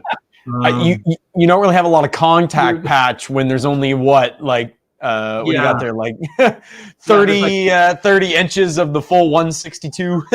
I hope these pictures look impressive, but they're just like wheel stand pictures for cars and drag racing. They look cool, but they're not the fastest way down the track. I sure hope you got those Sherwood 5030s. There. Yeah, actually, one of the products that we sell is there's a where the adjuster bolts go through for the back axle on a Procross chassis. There's a aluminum piece that the bolts feed through to tension the back axle, and I'd heard reports from guys that those are prone to breaking. Didn't really pay too much attention to it until we snapped a couple ourselves with the power that we were putting through. So now we sell billet replacements for that as well in the back axle. But in this particular one, to answer the viewer's question, that's a Hellcat, yeah. The name on that sled, I mean, it was originally a King Cat model, so I call it the King Cat, but you could call it the King of the Hell Cat. The trademark. You can pay me every time someone likes it. Okay. But so that one there, it's not actually set up that good. It all depends on the weight of your sled, how much power you're making, and what kind of traction you have. The more traction you have, the less amount of transfer you want to have. So for example, I've got a gob of traction in there. One of my partners, Dwayne, who was in an earlier picture, he was bugging me all year. He says, you got too much traction. I said, that's impossible. You can't have too much traction. I just got to have a better setup. So I've corrected it since this photo was taken. But on this one, the front of that suspension needs to be sucked up a lot more to keep that nose planted down lower to the track. And then we won't get quite as much ski lift as that. But yeah, doing that at over 100 mile an hour is not necessarily the way to go. Yeah. Greg Kelly asked about parachutes. Do you need them for the ice races? There are classes. So for example, the Snow Outlaws guys, the race Snow Outlaws and their big circuit in the States, in their top class, they're open, Outlaw open class. Now they require parachutes, and they actually changed it for this year, where not only do you have to have it on there, but you got to pull it at the end of every run because you don't know what's going to happen. So they're expecting you to use them. And there are some competitors at Heydays this year too, in Outlaw that ran chutes on the back of their sled. So it would just be cool. It would be just cool to pull them anyway, no matter what. Well, I'll put one on my 850 when I'm doing 100 miles an hour. I'll drag. I won't be the one helping you repack it though. Yeah, and that's one of the reasons. We used to race. Traditionally, if you go back on snow, it was 8th mile, 660 feet, and then a number of years ago, we actually brought that back to 500 feet, and that's what you tend to see on grass and snow now as the most common. And the biggest reason for that is that the speeds were just getting too out of hand. You're seeing guys top 150 mile an hour now in 500 feet. So, I mean, this is a full-size heavy sled. I mean, this is a sled I was on. They were calling me half-ton racing. So at 900 pounds, I'm not going to get going that fast. I'll be in the 125 range probably on that sled. But yeah, it's fun because it's a lot of people, they like the custom look to a sled. I like the customizing to be under the skin and all inside. Because if they don't know me, it's really fun when they see an old guy pull up on a heavy 4-stroke sled and they think they've pretty much got this one wrapped up until I drop the 500 horsepower hammer on them, and then then the conversation starts. So yeah. That's all custom rails on that, or is that stock rails? Stock suspension rails. That is stock suspension. I put a little transfer block in the rear because it's an uncoupled skid from the factory. So it's got a rear coupler adjustment block added to it, but that is stock because mountain sleds, they're built very, very light. So if you can do the work and the setup and use the original mountain equipment, you're halfway there already. So yeah, Greg Kelly he says it'd be hard to get the wife to ride double on that cat. The Poinski 800R thinks he could get her on there. Yeah, my wife's been known to take the SRX and go get coffee with it at a race, but yeah. That's awesome. There we go. There isn't much suspension to collapse in that thing, right? Yeah, so this picture just shows it a little bit different, but that's set up better to go in race trim and got the tunnel enclosure in the back for safety there. So yeah, nice. Does it throw studs if you at 500 horsepower? You've got that tunnel enclosure. Is that to keep those chisels from flying out and like? No, a tunnel enclosure because you've got the snow flap there, and it depends on your racing organization. Some sanctioning bodies will just specify a secured snow flap on the back, and you see it on the snowcross sleds from the factory. Drew, you're talking about, you saw one not too long ago where the guy had the big flap on the back. Yep, part of a racing thing. Some sanctioning bodies where you're running chisels, what they'll specify is that you line the inside the snow flap with aluminum or metal of some sort, so that if it does throw a chisel, it doesn't come firing back right through that snow flap. So the sanctioning body I was in here, that's what that had, is that you can't see it. Once again, that's that stock look sort of thing, but the inside of that snow flap is lined with fairly thick aluminum, and then it's held with aircraft cable back to the chassis for safety. But you can see, you can kind of see it hiding up under there. That's cool. Yeah. And I assume that you have a smaller fuel tank on that too. That's stock tank on that sled. Okay. Wow. Yeah. Didn't know if you had any trickery going on there with it. That's pretty cool. No, it's stock sled. I could put 10 gallons in it and go trail riding. Yeah. That's awesome. That's wicked. But the old mock in the background too. Mm-hmm.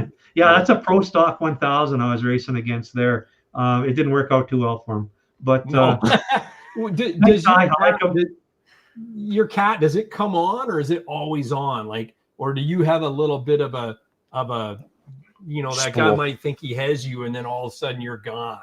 Well, it's pretty heavy.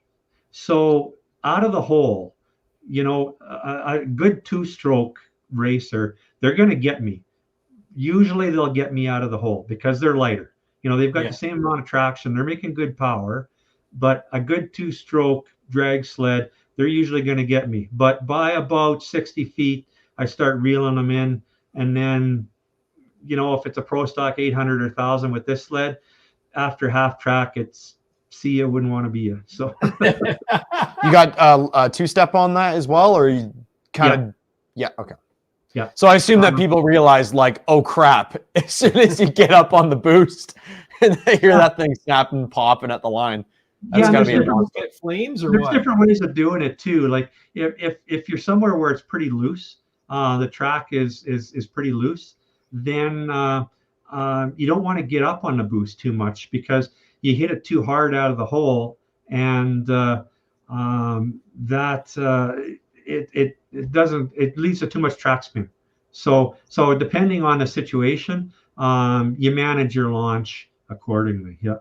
Q116. Actually, no. I sell VP fuel. I'm a distributor for VP fuel, and we have used 16.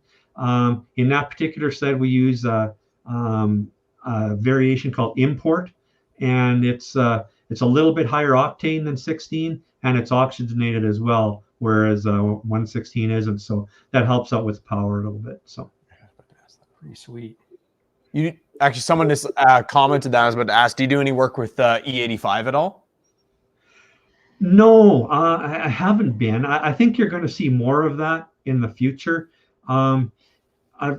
Because I worked in tech inspection with some race organizations, I've done a lot of fuel testing over the years, and it used to be real easy to see if somebody was running oxygenated fuel. We had quick testing we could do right at the track. We could dip the fuel in the tank, and with the equipment we used, I could tell you if it was oxygenated fuel in a class that wasn't supposed to have oxygenated fuel.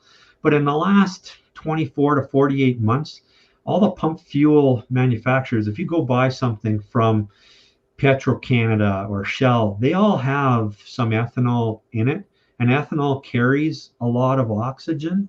So it's getting harder and harder to tell if somebody's running an oxygenated race fuel or if they're just running pump gas.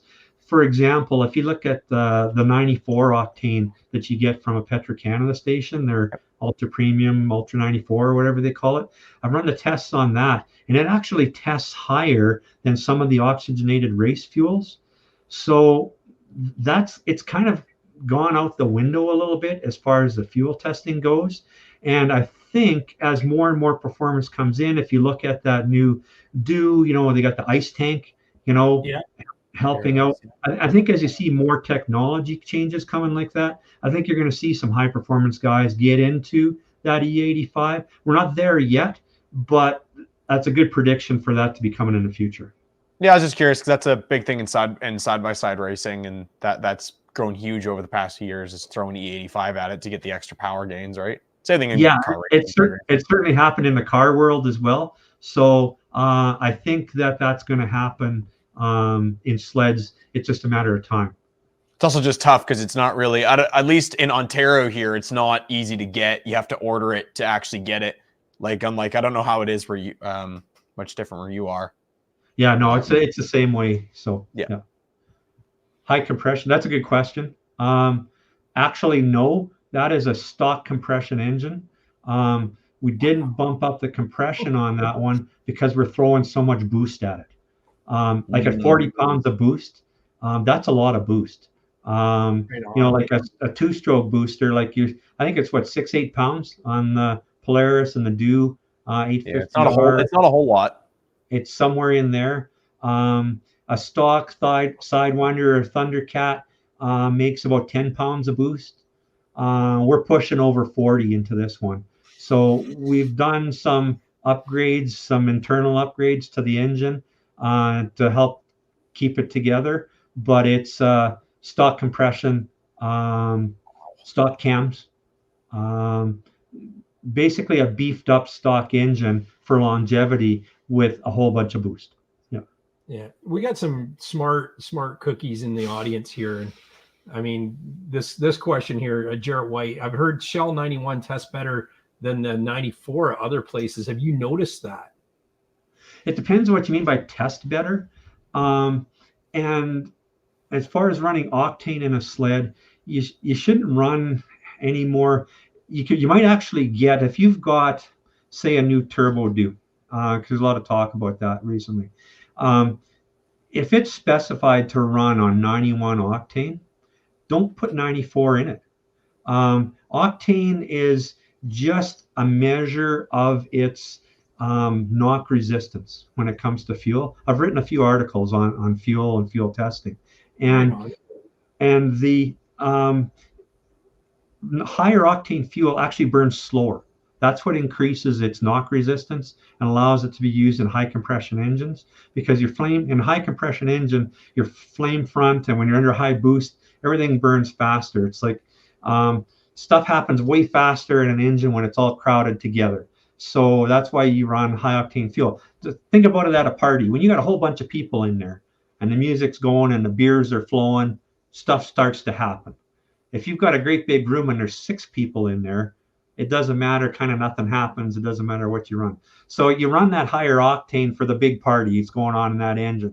But if the engine's not designed for it, if it's not designed for fuel to burn that slow, you'll actually go slower running higher octane if your engine isn't designed for it, because that fuel is going to burn a little bit slower. So if you've got an engine that's designed to run on 89 or 91, don't put 94 in it. Don't put race gas in it. I'd love to sell you some race fuel because it's a couple $100 a pail, but I don't want you to go slower. Burn the fuel that your engine builder is designed for, or that your manufacturer specifies, and you'll go faster. Yeah. SledTube wants to know where your articles on fuel are. Do you have them on the internet? I would have to go back. I posted them on a couple of race sanctioning sites on fuel and fuel testing. I'll find those and I'll send you a link so that you can go back and send that. Yeah, for sure. Jared says huge knock means less timing equals more power, ? It's a trade-off. If you've got knock, it's going to not or pre-ignition, which aren't necessarily the same thing. They kill power. So in theory, you could, if you eliminate the knock and turn back the timing, you can create more power because you're not going into knock. As a rule, more timing, if your engine is designed for it, this is the same for 2-strokes and 4-strokes, but as a rule, you'll make a little bit better power as you add timing until you get to the point where it's no good. So for example, some motors don't like it. Some motors had a lot of high squish velocities in their engine, and you lose a little power by putting too much timing in it, even though it's not knocking yet. Some of the old Polaris triples, the XCR engine, for example, when they first came out with the power valves, they didn't like any extra timing in them. You could actually slow them down by putting too much timing in them. So it depends a little bit on the engine and the situation and the fuel. And that's why I said every situation is just a little bit different. You have to kind of analyze it on its own. Yeah, right on. The farm sled, there's some specs on it. Yeah. Once again, that was one of the placards. When we were at the snow show, we put the sled on display. It was built for a showpiece to kind of showcase, some of our product offerings and what we do. And, so what is stock? It goes, it's full body, the tunnel, the bulkhead, full cooling, the seat, the fuel tank, the handlebars, instrumentation, skis. That's all the stock stuff. But in case with reverse. That's pretty cool. That's awesome. That's a good stat. There's a funny story about that. I was at a race last year, and it was in it was an Outlaw semifinal, and I was running 3 or 4 sleds. So I'm running back and forth between heats, trying to get sleds going and running back and forth. And I made a real rookie mistake. I pulled up, and I had the sled going, and I pulled up to the starting line, and people are looking at me funny. And I'm like, what? I'm not that late. I came running to get here, sort of thing. And they look at me, and there's a guy sitting behind me. Well, I pull up into the wrong lane. I had written it down wrong on my tape, so I was in somebody else's lane. So the starter comes back. He says, "No, you made a mistake. You're in the wrong lane." Well, so what I did is I kind of got cocky, and I threw it in reverse and backed it off the line, and pulled around and went into my other lane. And you don't see an Outlaw sled do that. And then I went out and won the heat. So it was kind of it was kind of interesting the way it all panned out.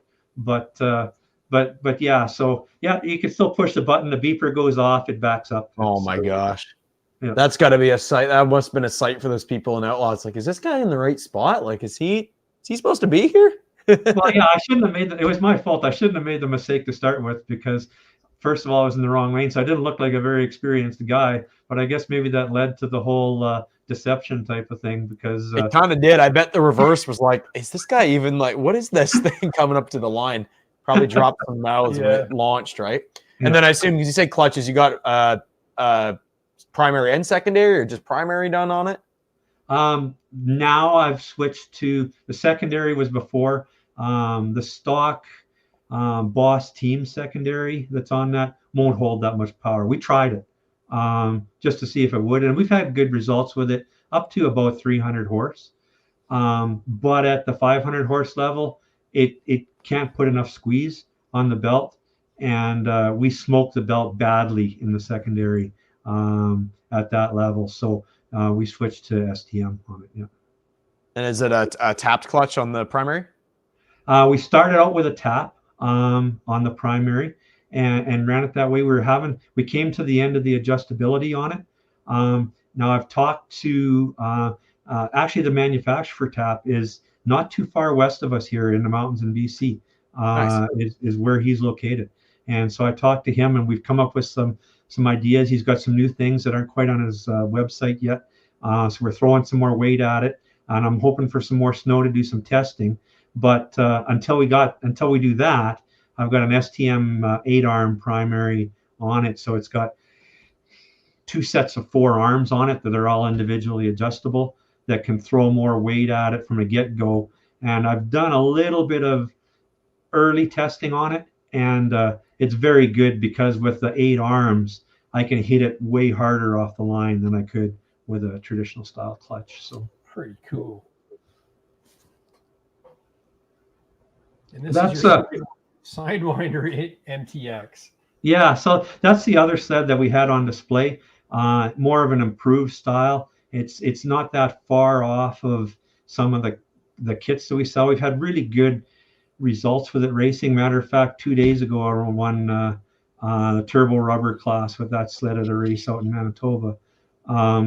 It's it's making, well, I'm a race guy. I can't say exactly how much horsepower it makes, but it's somewhere in the high 3s. We use it as some things that demonstrate a lot of the things that we sell, performance upgrades and that. So, yeah.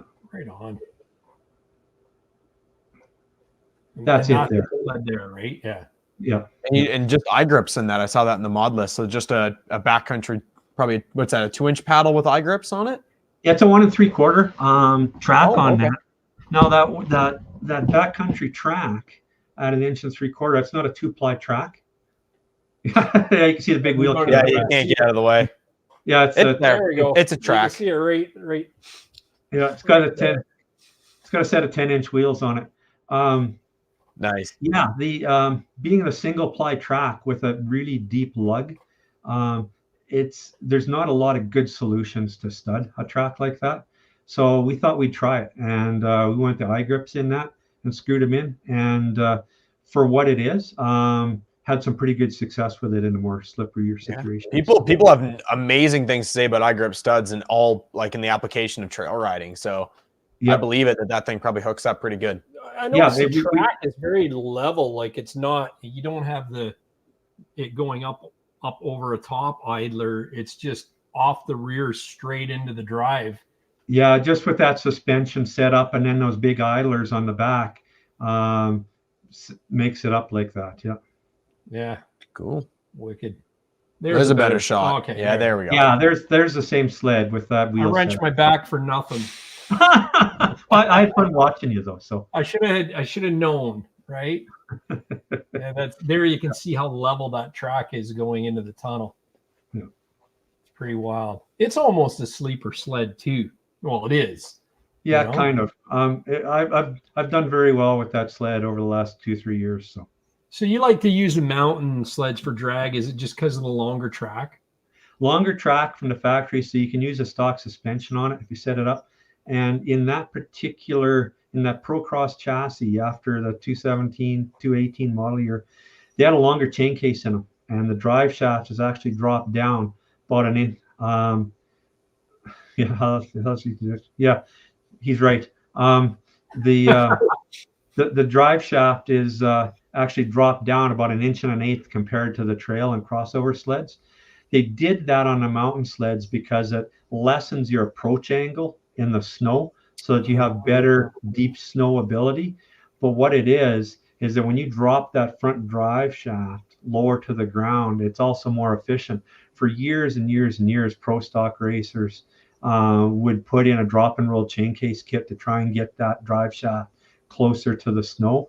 Matter of fact, there's rules in the rule book now about how far you can move the drive shafts, and the amount that these drive shafts are dropped are actually more than the rule allows for if you were to move a drive shaft in the case. But because it's stock, it's allowed. Exactly. So nice. There's a reason why those sleds are used in racing. For example, I've got this sled, and I've also got an SRX, a shorter 137 track sled that I've at different times I've had set up with the exact same setup, same power level, same everything. The mountain sled was faster, noticeably faster. Yeah. Wow.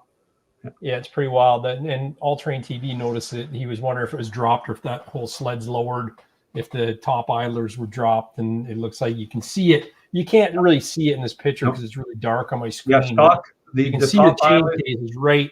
The chain case, I can point to the tip of it.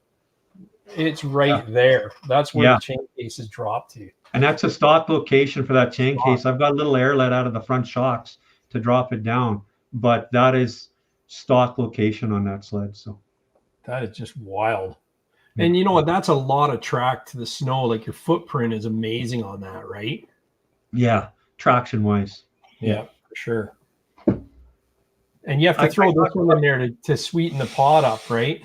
I talked about the wife so much, I had to put a picture of her on where she wasn't in her snowsuit and everything. So I have to give a lot of credit for her for all the support and everything, because in the wintertime, I'm busy enough all the time. But then when race season starts and you're gone every weekend, you can't do it by yourself. But so she helps out a lot. So when you had to give her a little shout out.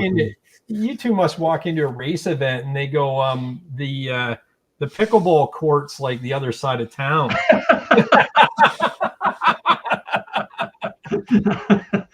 And then she schools them. She actually has mentioned she wants to take up pickleball. So that's awesome. That's very cool. There she is. There. The picture. She dangles.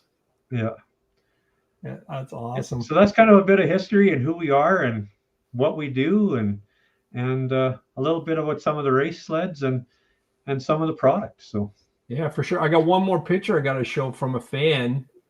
I just got to cue it up here. Just bear with me.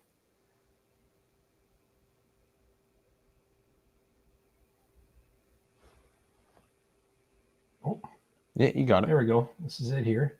Press the go full screen. Right? Yeah, you got it. There we go. I don't want to zoom in here. This thing's a beast. That thing's killer. Okay. Looking.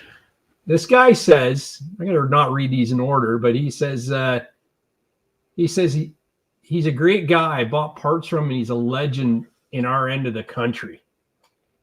Then he sends this picture, which I'll spool up here. And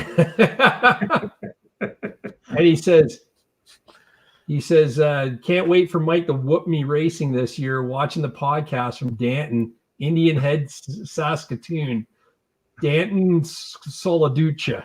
You know this guy? Yeah, he's hosting a race here coming up in a couple of weeks. So our plan is to go out and meet him there. But yeah, he runs a lot of do stuff. Him and his family have run race dues for a lot of years, and great guy putting on a race in Indian Head, Saskatchewan, in the Fort Capel area, just east of Regina. So we hope to be out there and supporting his race. But good customer and a good guy. So yeah. You know, when they launched the Mach Z, I thought it looks like a grandpa sled. This one does not. This is the way it should have. I don't know if you could go any lower. You might get stuck on a gravel in your driveway. Like, holy crap. Yeah, and that hood stack is serious too. Yeah, I don't know if you can really get out of the way. That there's like, you could see the rivets on his sled lift, and I think the rivets would hit the belly pan of that. That is insane. It's kind of funny because he's been gunning for me, and that's the first time I've seen a picture. So he's letting the cat out of the bag there a little bit. So the illusion is up. No, but you know what he says? The last email, he says, "This is awesome. He's leaking all of his secrets." Laugh out. Yeah, he's had a notepad. He's had his notepad out the whole time. You're screwed. Actually, I get that question a lot. I've had it in the last couple of years. I can't tell you how many times I get concerns from people, and they say, yeah, but you're still racing, and I race against you. You're like, how can I trust that you're going to tell me the right information or make me as fast as I can go? And I said, well, if you think about it for a second and put yourself in my shoes, it's way better for me to have 100 happy customers than it is for me to beat at a race. It's just way better math as far as the business goes. So I'd rather have everybody that I've got know everything. They're happy. They've got the best stuff. If they beat up on me because they're a better tuner or they're a better racer or rider, so be it. But I'd rather see 100 people be happy than just myself. So yeah, it's like the hockey coach that goes out there and skates circles around all the little kids, you know, instead of teaching them how to do it, right? Yeah. So good question from All Terrain TV. Also, when you lower a sled, it makes the track look longer, more traction, I imagine. But I also seen people raise the front end of the track up off the ground. Do you know why that is? Yeah, they'll do that sometimes if they're having a situation with too much transfer. If you take a little bit of that traction away from the front of the skid, that's one way that you can. If you lift that up a little bit, that's one way you can help eliminate some of the transfer. You'll get more track speed out of it originally because you get a little bit more spin, but you won't get that over transfer situation like we saw in that one photo. Yeah, Jared actually says it right. He says if someone beats you with your parts on their sled, it's still a win. Totally. Yeah. And All Terrain TV said the exact same thing. They're all thinking the same wavelength. So let's talk about contest here. What do we got in store? You know, and I forgot to bring it with me to show, but I've got them on the website. So I got a really nice billet fuel caps where they're custom CNC billet. They got nice colors on them. I've got black, blue, red, green, orange. Their choice of colors.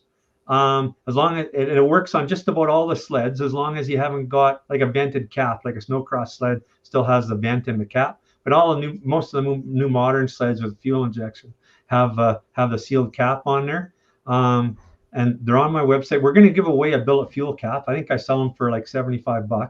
Wow, that's awesome. Yeah. So we need to come up with a trivia question. Okay. And then the first person that answers in the chat today, probably should have with the correct answer, will win the billet cap. You'll ship it to them. Ready to go. You'll reach out for their address and stuff and get it to me, and I'll ship it straight to them. Yep. So what have you thought of the question? I don't want this something they can Google. Oh, hang on. Thought of the question. my friendly office assistant just brought me up. Here's an example of one right here. Oh, sweet. Yeah. Oh, they're cool. So are they universal fit, or if someone has a Yamaha or a Skidoo or Like, well, you have to get a certain different cap. Pretty much most sleds, they fit. They're pretty common on the newer sleds. Fire Cats that had the really big opening and a fuel tank on them, it doesn't fit on those ones. And but most of the modern sleds, it'll fit. I've got a full list of the fitments. Even a lot of quads and stuff too use the same style of cap. But I've got a full list on there.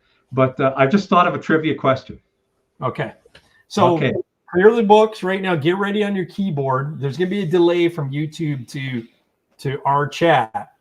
But as soon as we see the question, I'm going to be looking on the YouTube chat that's on my screen here. As soon as we see the question, the first person that answers it correctly wins the prize. I get a lot of support from my racing wife, and it was actually her that just brought me this fuel cap to show. What's her name?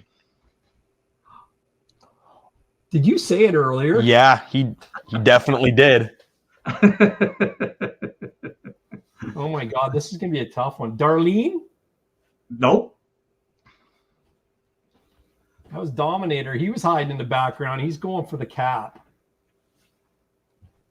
Man, okay, so keep talking, and I can drop a hint. I think it's on our website. Oh, honey? That's a good guess. I think he got it, honey. I think it's on our website in the About Us or our sled section or something like that. I think I mentioned it on there. Barbara? Is it Barbara? Well, is it the money train? Oh no, that's the sled from last week. Yeah, that's Gord's sled. Yeah. Yeah. Outdoor Hobby Guy says, you guys still chatting? You're worse than a bunch of hens. Too bad I missed it. Must have been a good show. Mary? Is it Mary? That's actually Gord's wife. Gord's wife's Mary. See, yeah. He's on the wrong thing. Yeah, that's very close. I think Greg Kelly's just listing off common names from that. Darlene times two. Been guessed. I don't know. Maybe you should have married Darlene. She was your high school sweetheart, the one that got away. We didn't ask that question. Yeah, what else you got going on? And we'll just let these answers trickle in. Let people rewind back. I just checked. It is on the website, right by her picture. Rachel in our team sleds. So is it Rachel? Yeah, it's Rachel. So it's Freddie. Freddie Hebb won the gas cap. So Freddie, if you can reach out to fanphoto@mudbrats.com and let me know your address and everything, and I'll get it. Yeah. We have a lot of good guesses. Greg Kelly's got Rosemary. Lapoinski's doing Franny. Oh, that's just mean. Yeah. Boy, the gray hair, our gray hair is really throwing people off. Yeah. We didn't ask for your favorite stripper at Fanny's. We asked for what Mike's wife's name was. Yeah. Lapoinski said, I knew it wasn't Christina. That's pretty awesome. Well, thank you so much for that prize. That's very cool. Yeah. Bring it to Saskatchewan in 2 weeks. Looks like Freddie's going to be going to that race we were just talking about. So yeah. Well, that can be a possibility, but still send me your contact details, Freddie, and we can probably fan photo at MUDBRATS. What's on the screen there right now, and we can make that happen. But yeah, that sounds good. Jarrett White's right. He said that's awesome. So, but how do people follow you? You've got Maxceleration Racing. What's your web URL? Yeah, it's maxcelerationracing.com. Yep. And what about Facebook and Instagram and Twitter and? Yeah, not Twitter. That's a very toxic environment. But Facebook, we do quite a bit at Maxceleration Racing. The links to the Facebook and the YouTube are on a webpage, maxcelerationracing.com. It's not a very common name, so if you Google it, it comes up all over the place. Or if you Google my name, Mike LaValley, it shows up on sled sites, kind of in results and stuff all over the place. So we're pretty easy to find. And if anybody has a question or anything, don't be afraid to reach out. Do the absolute best we can to answer questions and stuff. So yeah, I think we already answered this, but have you ever got any vintage drags, ice drags or ice ovals? Yeah, I haven't done what they call the vintage. A lot of the vintage guys are going like the 81 and older sleds with the leaf springs. I've raced a lot of the classics, you know, kind of newer than there, kind of like the 95 and older era. But I haven't got too much into the vintage and the ice ovals yet. Right on. Right on. Eagle River Baby Master says he must have woke up from a nap. He was out riding. Oh, he was sending me Snapchats. He was out riding. He's the smart guy in all this. Lucky bugger. Yeah. Yeah, so that's cool. Well, I want to thank you for your time tonight, Mike, and make sure everybody checks out his website, checks out those parts, and thank you for offering up the gas cap for the draw. That's amazing. Yeah, no worries. No worries. That's my pleasure. Thanks for having me on. It's had a good time visiting with you guys. So yeah, that's cool. That was a fun night. Lepoinski said, fun night, great show. Have a great week, fellas. I agree. We're just going to roll the credits if you want to stay on until that's finished, and we'll let you get back to bed. Bobby O says, thank you, Gary, Drew, and Mike. That's awesome. Yeah, it was a fun night. Excellent show, Gary, Drew, and terrific guest in Mike LaValley. Take care, all. Greg said earlier he wants to have a couple beers with you. He said, I've been known to drink a few beers, so that's a body like this doesn't happen by accident. You got to work at it. So yeah, you don't get one like that sitting around. You got to sit around and drink beer, right? All right, thanks, guys. Thank you so much, Mike. We'll chat soon. Yeah.